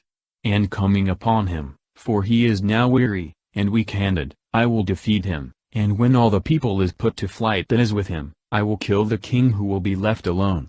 And I will bring back all the people, as if they were but one man, for thou seekest but one man, and all the people shall be in peace. And his saying pleased Absalom, and all the ancients of Israel. But Absalom said, Call Chuzai the Arashite, and let us hear what he also saith. And when Chuzai was come to Absalom, Absalom said to him, Ahithophel hath spoken after this manner, shall we do it or not? What counsel dost thou give? And Chuzai said to Absalom, The counsel that Ahithophel hath given this time is not good. And again Chuzai said, Thou knowest thy father, and the men that are with him, that they are very valiant, and bitter in their mind, as a bear raging in the wood when her whelps are taken away, and thy father is a warrior, and will not lodge with the people. Perhaps he now lieth hid in pits, or in some other place where he list, and when any one shall fall at the first, every one that heareth it shall say, There is a slaughter among the people that followed Absalom. And the most valiant man whose heart is as the heart of a lion, shall melt for fear, for all the people of Israel know thy father to be a valiant man, and that all who are with him are valiant. But this seemeth to me to be good counsel, let all Israel be gathered to thee, from Dan to Bersabee, as the sand of the sea which cannot be numbered, and thou shalt be in the midst of them. And we shall come upon him in what place soever he shall be found, and we shall cover him, as the dew falleth upon the ground, and we shall not leave of the men that are with him, not so much as one. And if he shall enter into any city, all Israel shall cast ropes round about that city, and we will draw it into the river, so that there shall not be found so much as one small stone thereof. And Absalom, and all the men of Israel said, The counsel of Chuzai the Arashite is better than the counsel of Ahithophel, and by the will of the Lord the profitable counsel of Ahithophel was defeated, that the Lord might bring evil upon Absalom. And Chuzai said to Zadok and Abiathar the priests, Thus and thus did Ahithophel counsel Absalom, and the ancients of Israel, and thus did I counsel them. Now therefore send quickly, and tell David, saying, Tarry not this night in the plains of the wilderness, but without delay pass over, lest the king be swallowed up, and all the people that is with him. And Jonathan and Achimaaz stayed by the fountain Rogel, and there went a maid and told them, and they went forward, to carry the message to King David, for they might not be seen, nor enter into the city. But a certain boy saw them, and told Absalom, but they making haste went into the house of a certain man in Barim, who had a well in his court, and they went down into it. And a woman took, and spread a covering over the mouth of the well, as it were to dry sodden barley, and so the thing was not known. And when Absalom's servants were come into the house, they said to the woman, Where is Achimaaz and Jonathan? And the woman answered them, They passed on in haste, after they had tasted a little water. But they that sought them, when they found them not, returned into Jerusalem. And when they were gone, they came up out of the well, and going on told King David, and said, Arise, and pass quickly over the river, for this manner of counsel has Ahithophel given against you. So David arose, and all the people that were with him, and they passed over the Jordan, until it grew light, and not one of them was left that was not gone over the river. But Ahithophel, seeing that his counsel was not followed, saddled his ass, and arose and went home to his house and to his city, and putting his house in order, hanged himself, and was buried in the sepulchre of his father. But David came to the camp, and Absalom passed over the Jordan, and all the men of Israel with him. Now Absalom appointed Amasa and Joab's stead over the army, and Amasa was the sons of a man who was called Jethro of Jezreel, who went into Abigail the daughter of Naz, the sister of Sarvia who was the mother of Joab. To the camp, the city of Mahanaim, the name of which, in Hebrew, signifies the camp. It was a city of note at that time, as appears from its having been chosen by Is-Bosheth for the place of his residence. And Israel camped with Absalom in the land of Galiad. And when David was come to the camp, Sobi the son of Naz of Rabbath of the children of Ammon, and Machir the son of Ammiel of Lodabar, and Barzillai the Galadite of Roglim, brought him beds, and tapestry, and earthen vessels, and wheat, and barley, and meal, and parched corn, and beans, and lentils, and fried pulse, and honey, and butter, and sheep, and fat calves, and they gave to David and the people that were with him, to eat, for they suspected that the people were faint with hunger and thirst in the wilderness. Absalom is defeated, and slain by Joab. David mourned for him. And David, having reviewed his people, appointed over them captains of thousands and of hundreds, and sent forth a third part of the people under the hand of Joab, and a third part under the hand of Abisai the son of Sarvia Joab's brother, and a third part under the hand of Ettai, who was of Geth. And the king said to the people, I also will go forth with you. And the people answered, Thou shalt not go forth, for if we flee away, they will not much mind us, or if half of us should fall, they will not greatly care, for thou alone art accounted for 10,000, it is better therefore that thou shouldst be in the city to succor us. And the king said to them, What seemeth good to you, that will I do. And the king stood by the gate, and all the people went forth by their troops, by hundreds and by thousands. And the king commanded Joab, and Abisai, and Ettai, saying, Save me the boy Absalom. And all the people heard the king giving charge to all the princes concerning Absalom. So the people went out into the field against Israel, and a battle was fought in the forest of Ephraim. And the people of Israel were defeated there by David's army, and a great slaughter was made that day of 20,000 men. And the battle there was scattered over the face of all the country, and there were many more of the people whom the forest consumed, than whom the sword devoured that day. And it happened that Absalom met the servants of David, riding on a mule, and as the mule went under a thick and large oak, his head stuck in the oak, and while he hung between the heaven and the earth, the mule on which he rode passed on. And one saw this and told Joab, saying, I saw Absalom hanging upon an oak, consumed, viz., by pits and precipices. And Joab said to the man that told him, If thou sawest him, why didst thou not stab him to the ground, and I would have given thee 10 sickles of silver, and belt. And he said to Joab, If thou wouldst have paid down in my hands 1,000 pieces of silver, I would not lay my hands upon the king's son, for in our hearing he king charged thee, and Abisai, and Ettai, saying, Save me the boy Absalom. Yea, and if I should have acted boldly against my own life, this could not have been hid from the king, and wouldst thou have stood by me? And Joab said, Not as thou wilt, but will set upon him in thy sight. So he took 3 lances in his hand, and thrust them into the heart of Absalom, and whilst he yet panted for life, sticking on the oak, 10 young men, armor-bearers of Joab, ran up, and striking him slew him. And Joab sounded the trumpet, and kept back the people from pursuing after Israel in their flight, being willing to spare him multitude. And they took Absalom, and cast him into a great pit in the forest, and they laid an exceeding great heap of stories upon him, but all Israel fled to their own dwellings. Now Absalom had reared up for himself, in his lifetime, a pillar, which is in the king's valley, for he said, I have no son, and this shall be the monument of my name. And he called the pillar by his own name, and it is called the hand of Absalom, to this day.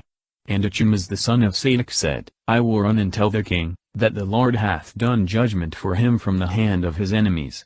And Joab said to him, Thou shalt not be the messenger this day, but shalt bear tidings another day. This day I will not have thee bear tidings, because the king's son is dead. No son, the sons mentioned above, were dead when this pillar was erected, unless we suppose he raised this pillar before they were born. And Joab said to Chuzai, Go, and tell the king what thou hast seen. Chuzai bowed down to Joab, and ran. Then Achimaaz the son of Zadok said to Joab again, Why might not I also run after Chuzai? And Joab said to him, Why wilt thou run, my son? Thou wilt not be the bearer of good tidings.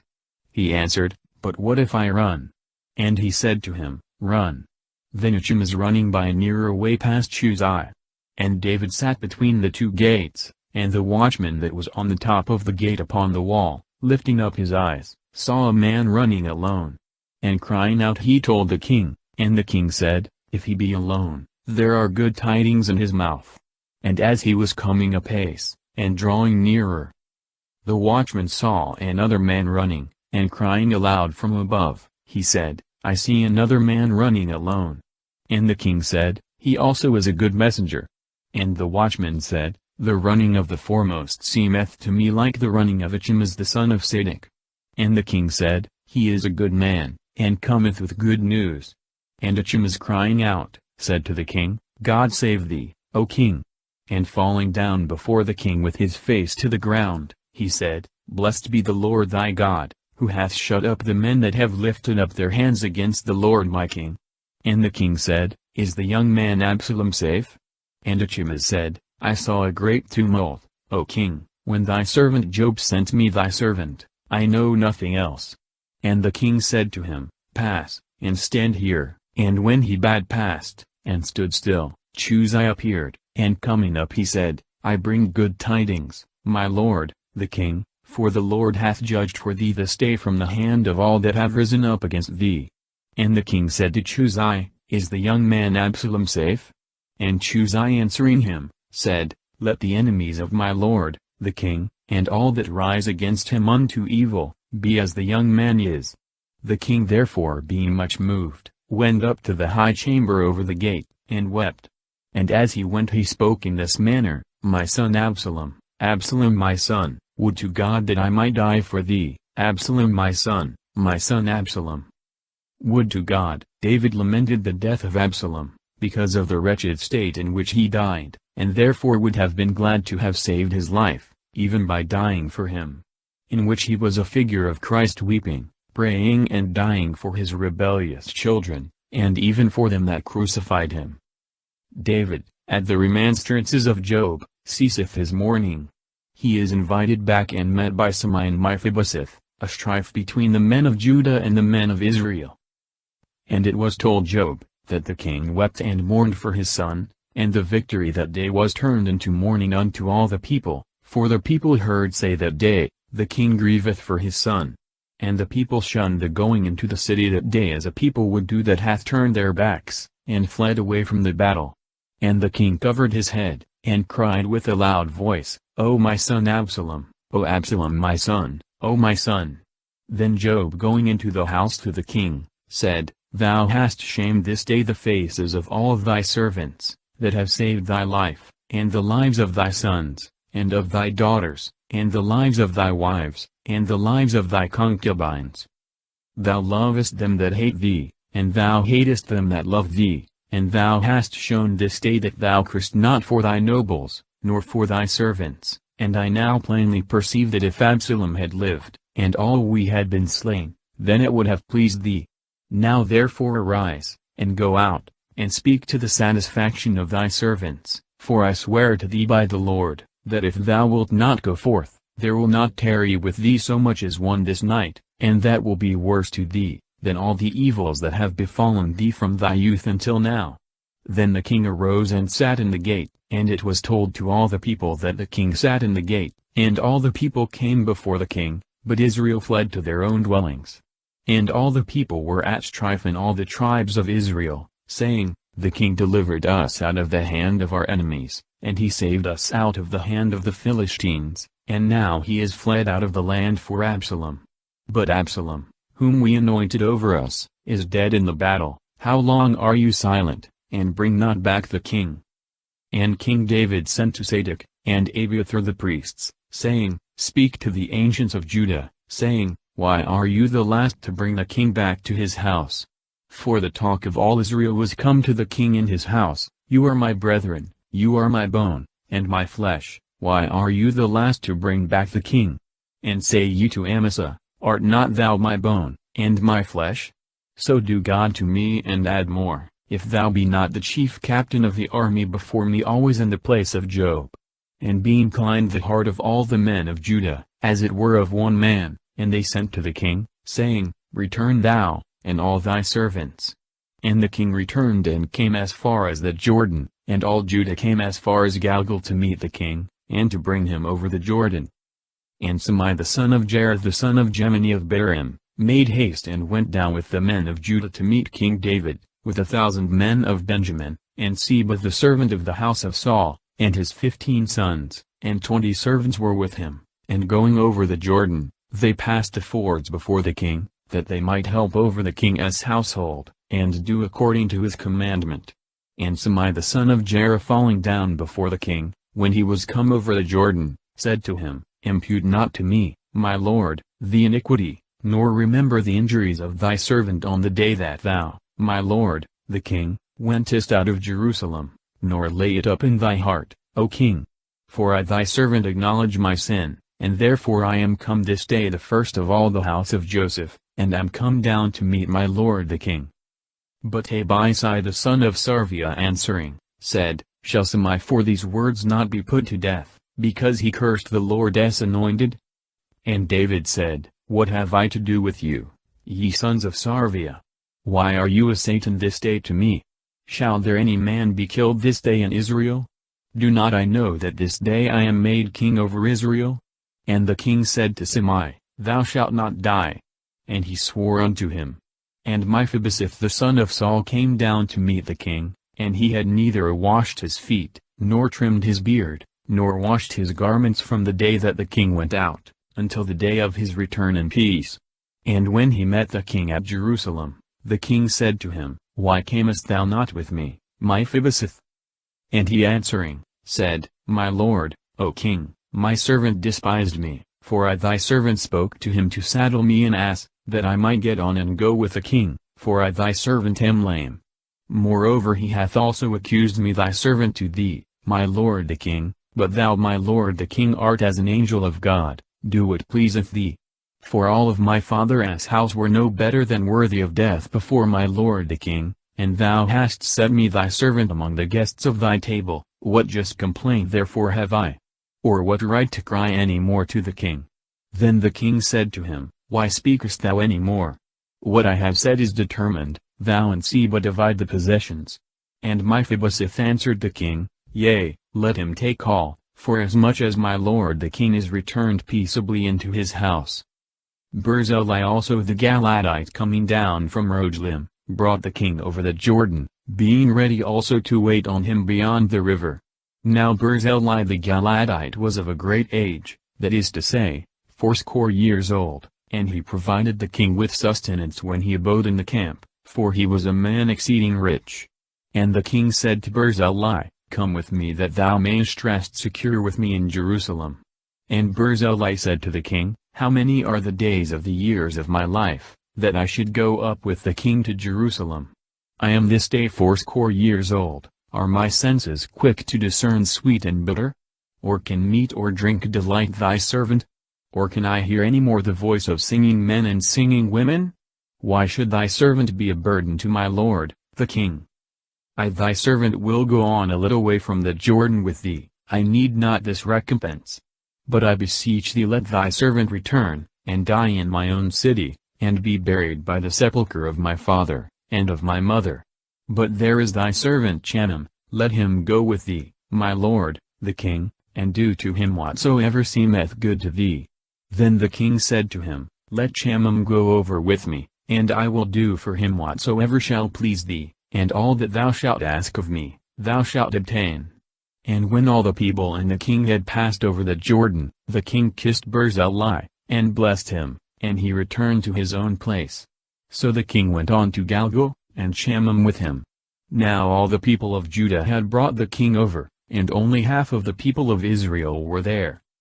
Therefore all the men of Israel running together to the king, said to him, Why have our brethren the men of Judah stolen thee away, and have brought the king and his household over the Jordan, and all the men of David with him?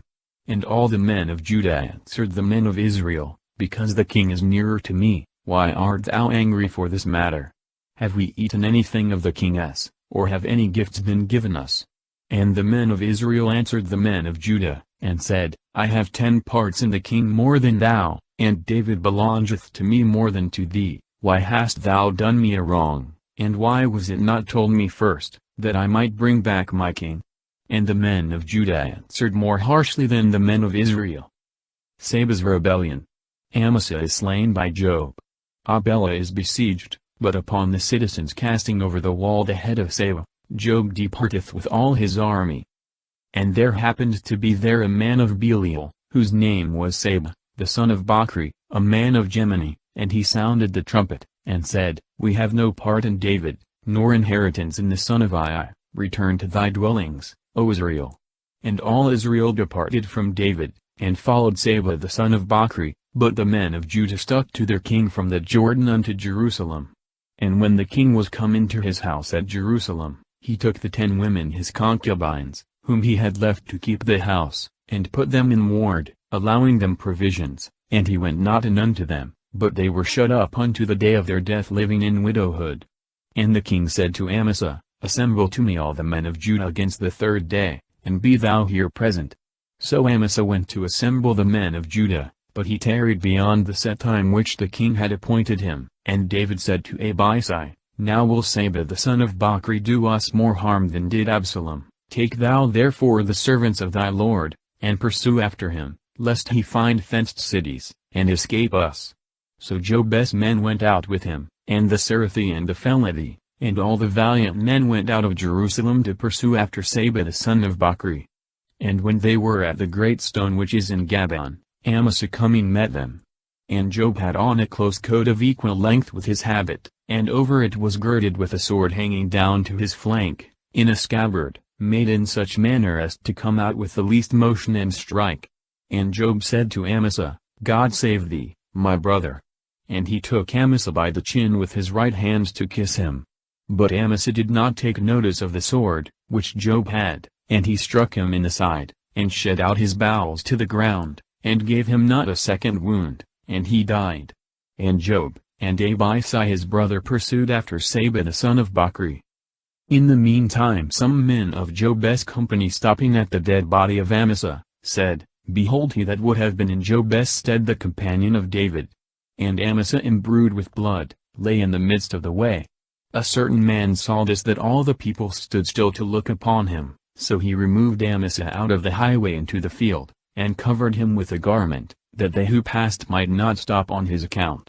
And when he was removed out of the way, all the people went on following Job to pursue after Seba the son of Bachri. Now he had passed through all the tribes of Israel unto Abela and Beth-makkah, and all the chosen men were gathered together unto him. And they came, and besieged him in Abela, and in Beth-makkah, and they cast up works round the city, and the city was besieged, and all the people that were with Job, labored to throw down the walls. Abela and Beth-makkah, cities of the tribe of Naphtali. And a wise woman cried out from the city, Hear, hear, and say to Job, Come near hither, and I will speak with thee. And when he was come near to her, she said to him, Art thou Job? And he answered, I am. And she spoke thus to him, Hear the words of thy handmaid. He answered, I do hear. And she again said, A saying was used in the old proverb, They that inquire, let them inquire in Abela, and so they made an end. Am not I she that answer truth in Israel, and thou seekest to destroy the city, and to overthrow a mother in Israel? Why wilt thou throw down the inheritance of the Lord? And Job answering said, God forbid that I should. I do not throw down, nor destroy. The matter is not so, but a man of Mount Ephraim, Seba the son of Bachri by name, hath lifted up his hand against King David. Deliver him only, and we will depart from the city. And the woman said to Job, Behold, his head shall be thrown to thee from the wall. So she went to all the people, and spoke to them wisely, and they cut off the head of Seba the son of Bachri, and cast it out to Job. And he sounded the trumpet, and they departed from the city, every one to their home, and Job returned to Jerusalem to the king. So Job was over all the army of Israel, and Bonaz the son of Joiada was over the Serathites and Phelethites, but Edom over the tributes, and Josaphad the son of Ahilud was recorder. And Sheva was scribe, and Sadok and Abiathar, priests. And Ira the Jerite was the priest of David. A famine of 3 years, for the sin of Saul against the Gabonites, at whose desire 7 of Saul's race are crucified. War again with the Philistines. And there was a famine in the days of David for 3 years successively, and David consulted the oracle of the Lord. And the Lord said, It is for Saul, and his bloody house, because he slew the Gabonites. Then the king, calling for the Gabonites, said to them, Now the Gabaonites were not of the children of Israel, but the remains of the Amorites. I and the children of Israel had sworn to them, and Saul sought to slay them out of zeal, as it were for the children of Israel and Judah. David therefore said to the Gabaonites, What shall I do for you? And what shall be the atonement for you, that you may bless the inheritance of the Lord? And the Gabaonites said to him, We have no contest about silver and gold, but against Saul and against his house, neither do we desire that any man be slain of Israel. And the king said to them, What will you then that I should do for you? And they said to the king, The man that crushed us and oppressed us unjustly, we must destroy in such manner that there be not so much as one left of his stock in all the coasts of Israel. Let 7 men of his children be delivered unto us, that we may crucify them to the Lord in Gabaa of Saul, once the chosen of the Lord. And the king said, I will give them. And the king spared Mephibosheth the son of Jonathan the son of Saul, because of the oath of the Lord, that had been between David and Jonathan the son of Saul. So the king took the 2 sons of Rizpah the daughter of Aiah, whom she bore to Saul, Armoni, and Mephibosheth, and the 5 sons of Michal the daughter of Saul, whom she bore to Hadriel the son of Barzillai, that was of Melody, and gave them into the hands of the Gabaonites, and they crucified them on a hill before the Lord. And these 7 died together in the first days of the harvest, when the barley began to be reaped. And Rizpah the daughter of Aiah took haircloth, and spread it under her upon the rock from the beginning of the harvest, till water dropped upon them out of heaven, and suffered neither the birds to tear them by day, nor the beasts by night. Of Michal, they were the sons of Merab, who was married to Hadriel, but they are here called the sons of Michal, because she adopted them, and brought them up as her own. And it was told David, what Rizpah the daughter of Aiah, the concubine of Saul, had done. And David went, and took the bones of Saul, and the bones of Jonathan his son from the men of Jabes Galad, who had stolen them from the street of Bethsan, where the Philistines had hanged them when they had slain Saul in Jelbo. And he brought from thence the bones of Saul, and the bones of Jonathan his son, and they gathered up the bones of them that were crucified, and they buried them with the bones of Saul, and of Jonathan his son in the land of Benjamin, in the sepulchre of Cis his father, and they did all that the king had commanded, and God showed mercy again to the land after these things. And the Philistines made war again against Israel, and David went down, and his servants with him, and fought against the Philistines. And David growing faint. Jesbenob, who was of the race of Arapha, the iron of whose spear weighed 300 ounces, being girded with a new sword, attempted to kill David. And Abishai the son of Sarviel rescued him, and striking the Philistine killed him. Then David's men swore unto him, saying, Thou shalt go no more out with us to battle, lest thou put out the lamp of Israel. There was also a second battle in Gob against the Philistines. Then Sobochai of Huzathi slew Saph of the race of Arapha of the family of the giants. And there was a third battle in Gob against the Philistines, in which Hadiodatus the son of the forest and embroiderer of Bethlehem slew Goliath the Gethite, the shaft of whose spear was like a weaver's beam. A fourth battle was in Geth, where there was a man of great stature, that had 6 fingers on each hand, and 6 toes on each foot, 24 in all, and he was of the race of Arapha. Hadiodatus the son of the forest, so it is rendered in the Latin Vulgate, by giving the interpretation of the Hebrew names, which are Elhanan the son of Jair. And he reproached Israel, and Jonathan the son of Shimei the brother of David slew him. These 4 were born of Arapha in Geth, and they fell by the hand of David, and of his servants. King David's psalm of thanksgiving for his deliverance from all his enemies. And David spoke to the Lord the words of this canticle, in the day that the Lord delivered him out of the hand of all his enemies, and out of the hand of Saul, and he said, The Lord is my rock, and my strength, and my Savior. God is my strong one, in him will I trust, my shield, and the horn of my salvation. He lifteth me up, and is my refuge, my Savior. Thou wilt deliver me from iniquity. I will call on the Lord who is worthy to be praised, and I shall be saved from my enemies. For the pangs of death have surrounded me, the floods of Belial have made me afraid. The cords of hell compassed me, the snares of death prevented me. In my distress I will call upon the Lord, and I will cry to my God, and he will hear my voice out of his temple, and my cry shall come to his ears. The earth shook and trembled, the foundations of the mountains were moved, and shaken, because he was angry with them. A smoke went up from his nostrils, and a devouring fire out of his mouth, coals were kindled by it. He bowed the heavens, and came down, and darkness was under his feet. And he rode upon the cherubims, and flew, and slid upon the wings of the wind. He made darkness a covering round about him, dropping waters out of the clouds of the heavens.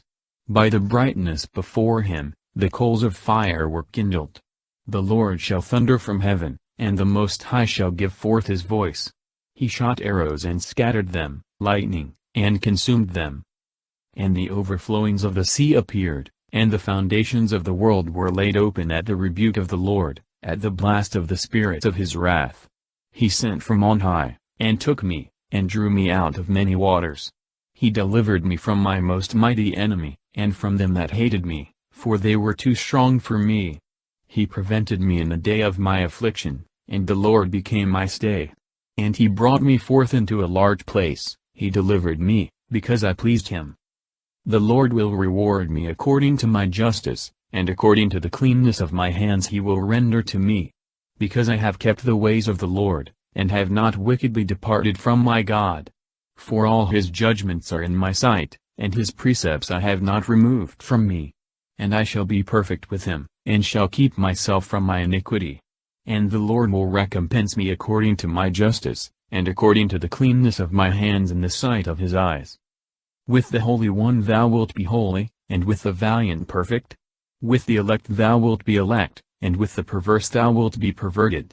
And the poor people thou wilt save, and with thy eyes thou wilt humble the haughty.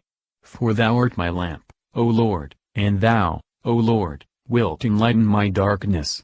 For in thee I will run girded, in my God I will leap over the wall.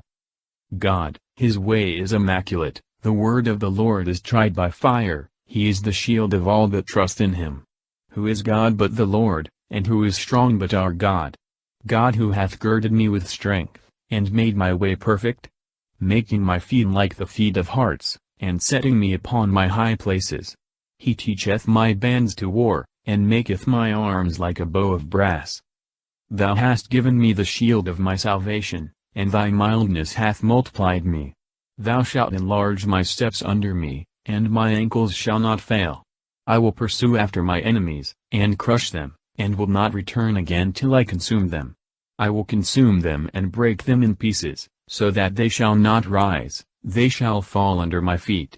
Thou hast girded me with strength to battle, thou hast made them that resisted me to bow under me.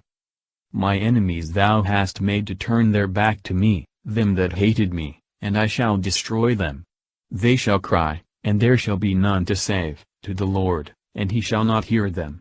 I shall beat them as small as the dust of the earth, I shall crush them and spread them abroad like the mire of the streets. Thou wilt save me from the contradictions of my people, thou wilt keep me to be the head of the Gentiles, the people which I know not, shall serve me, the sons of the stranger will resist me, at the hearing of the ear they will obey me. The strangers are melted away, and shall be straitened in their distresses. The Lord liveth, and my God is blessed, and the strong God of my salvation shall be exalted, God who giveth me revenge, and bringest down people under me, who bringest me forth from my enemies, and liftest me up from them that resist me, from the wicked man thou shalt deliver me. Therefore will I give thanks to thee, O Lord, among the Gentiles, and will sing to thy name. Giving great salvation to his king, and showing mercy to David his anointed, and to his seed forever. The last words of David. A catalogue of his valiant men. Now these are David's last words. David the son of said, the man to whom it was appointed concerning the Christ of the God of Jacob, the excellent psalmist of Israel said, the Spirit of the Lord hath spoken by me and his word by my tongue. The God of Israel said to me, the strong one of Israel spoke, the ruler of men, the just ruler in the fear of God. As the light off the morning, when the sun riseth, shineth in the morning without clouds, and as the grass springeth out of the earth by rain. Neither is my house so great with God, that he should make with me an eternal covenant, firm in all things and assured. for he is all my salvation, and all my will, neither is there aught thereof that springeth not up. As the light, so shall be the kingdom of Christ. Neither is my house, as if he should say, this everlasting covenant was not due to my house, but purely owing to his bounty, who is all my salvation, and my will, that is, who hath always saved me, and granted me what I beseeched of him, so that I and my house, through his blessing, have sprung up, and succeeded in all things. But transgressors shall all of them be plucked up as thorns, which are not taken away with hands. And if a man will touch them, he must be armed with iron and with the staff of the lance, but they shall be set on fire and burned to nothing. These are the names of the valiant men of David. Jezbahim sitting in the chair was the wisest chief among the three. He was like the most tender little worm of the wood, who killed 800 men at one onset. After him was Eleazar the son of Dodo the Ahite, one of the three valiant men that were with David when they defied the Philistines, and they were there gathered together to battle. And when the men of Israel were gone away, he stood and smote the Philistines till his hand was weary, and grew stiff with the sword, and the Lord wrought a great victory that day, and the people that were fled away, returned to take spoils of them that were slain. Jezbaham, the son of Hachmoni. For this was the name of this hero, as appears from Kern. Or Paralip, Ibid. Most tender, he appeared like one tender and weak, but was indeed most valiant and strong. It seems the Latin has here given the interpretation of the Hebrew name of the hero, to whom Jezbahim was like, instead of the name itself, which was Adino the Esnite, one much renowned of old for his valor. Dodo, in Latin, Patriagus, which is the interpretation of the Hebrew name Dodo. The same occurs in Ver. And after him was Shema the son of Age of Arari. And the Philistines were gathered together in a troop, for there was a field full of lentils. And when the people were fled from the face of the Philistines, he stood in the midst of the field, and defended it, and defeated the Philistines, and the Lord gave a great victory. Moreover also before this the three who were princes among the 30, went down and came to David in the harvest time into the cave of Adullam, and the camp of the Philistines was in the valley of the giants. And David was then in a hold. And there was a garrison of the Philistines then in Bethlehem. And David longed, and said, Oh, that some man would get me a drink of the water out of the cistern, that is in Bethlehem, by the gate. And the three valiant men broke through the camp of the Philistines, and drew water out of the cistern of Bethlehem, that was by the gate, and brought it to David, but he would not drink, but offered it to the Lord, saying, The Lord be merciful to me, that I may not do this. Shall I drink the blood of these men that went, and the peril of their lives? Therefore he would not drink. These things did these three mighty men. Abisai also the brother of Job, the son of Sarviah, was chief among three, and he lifted up his spear against 300 whom he slew, and he was renowned among the three, and the noblest of three, and was their chief, but to the three first he attained not. And Baana is the son of Joiada a most valiant man, of great deeds. Of Kabseel, he slew the 2 lions of Moab, and he went down, and slew a lion in the midst of a pit, in the time of snow.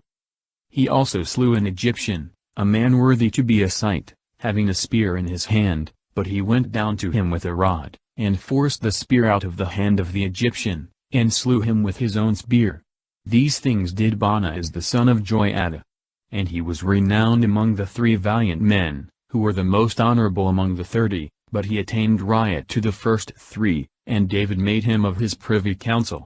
Asahel the brother of Job was one of the 30, Elihanan the son of Dodo of Bethlehem. Shema of Haredi, Elika of Haredi, Helz of Phalti, Hira the sons of Axis of Thekua, Abiezer of Anathoth, Mobani of Huzadi, Salmon the Ahide, Maharai the Netophathite, Held the son of Bana, also an Netophathite, Tai the son of Ribai of Gabath of the children of Benjamin. Baanah the Pharathonite, Hedi of the Torrentgas. Abielban the Arbathite, Asmaveth of Berami, Eliab of Salaboni. The sons of Jason, Jonathan, Shema of Orori, Eliam the son of Sarar the Arite, Eliphelet the son of Azbai the son of Makati, Eliam the sons of Ashitaphel the Jelonite, Hezrai of Carmel, Pharai of Arbi. Igal the son of Nathan of Soba, Bani of Gadi, Selek of Ammoni, Naharai the Beerothite, armor-bearer of Job the son of Sarvia, Ira the Jethrite, Gareb also a Jethrite, Urias the Hethite, 37 in all. David numbereth the people, God sendeth a pestilence, which is stopped by David's prayer and sacrifice. And the anger of the Lord was again kindled against Israel, and stirred up David among them, saying, Go, number Israel and Judah. And the king said to Job the general of his army, Go through all the tribes of Israel from Dan to Bersabee, and number ye the people that I may know the number of them. And Job said to the king, The Lord thy God increase thy people, and make them as many more as they are now, and again multiply them 100-fold in the sight of my lord the king. But what meaneth my lord the king by this kind of thing? But the king's words prevailed over the words of Job, and of the captains of the army, and Job, and the captains of the soldiers went out from the presence of the king, to number the people of Israel. And when they had passed the Jordan, they came to Aroer to the right side of the city, which is in the vale of Gad. Stirred up, this stirring up was not the doing of God, but of Satan, as it is expressly declared, or Paralip. And by Jazer they passed into Galad, and to the lower land of Hodsi, and they came into the woodlands of Dan. And going about by Sidon, they passed near the walls of Tyre, and all the land of the Hivite, and the Canaanite, and they came to the south of Judah and to Bersabee, and having gone through the whole land, after 9 months and 20 days, they came to Jerusalem.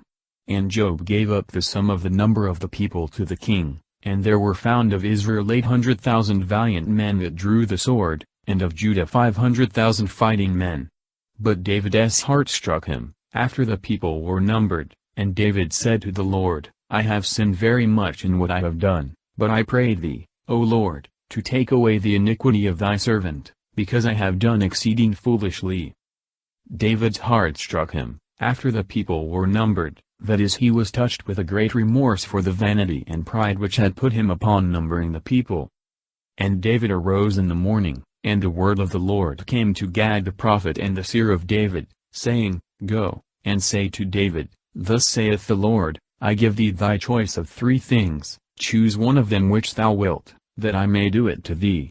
And when Gad was come to David, he told him, saying, Either 7 years of famine shall come to thee in thy land, or thou shalt flee 3 months before thy adversaries, and they shall pursue thee, or for 3 days there shall be a pestilence in thy land. Now therefore deliberate, and see what answer I shall return to him that sent me. And David said to Gad, I am in a great strait, but it is better that I should fall into the hands of the Lord, for his mercies are many, than into the hands of men. And the Lord sent a pestilence upon Israel, from the morning unto the time appointed. And there died of the people from Dan to Bersabee 70,000 men. And when the angel of the Lord had stretched out his hand over Jerusalem to destroy it, the Lord had pity on the affliction, and said to the angel that slew the people, It is enough, now hold thy hand. And the angel of the Lord was by the threshing floor of Araunah the Jebusite. And David said to the Lord, when he saw the angel striking the people, It is I am he that have sinned, I have done wickedly. These that are the sheep, what have they done? Let thy hand, I beseech thee, be turned against me, and against my father's house. And Gad came to David that day, and said, Go up, and build an altar to the Lord in the threshing floor of Araunah the Jebusite. And David went up according to the word of Gad which the Lord had commanded him. And Araunah looked, and saw the king and his servants coming towards him. And going out he worshipped the king, bowing with his face to the earth, and said, Wherefore is my lord the king come to his servant? David said to him, To buy the threshing floor of thee, and build an altar to the Lord, that the plague, which rageth among the people, may cease. And Araunah said to David, Let my lord the king take, and offer, as it seemeth good to him. Thou hast here oxen for a holocaust, and the wain, and the yokes of the oxen for wood. All these things Araunah as a king gave to the king, and Araunah said to the king, The Lord thy God receive thy vow. And the king answered him, and said, Nay, but I will buy it of thee at a price, and I will not offer to the Lord my God holocausts free cost. So David bought the floor, and the oxen, for 50 sickles of silver, and David built there an altar to the Lord, and offered holocausts and peace offerings, And the Lord became merciful to the land, and the plague was stayed from Israel. It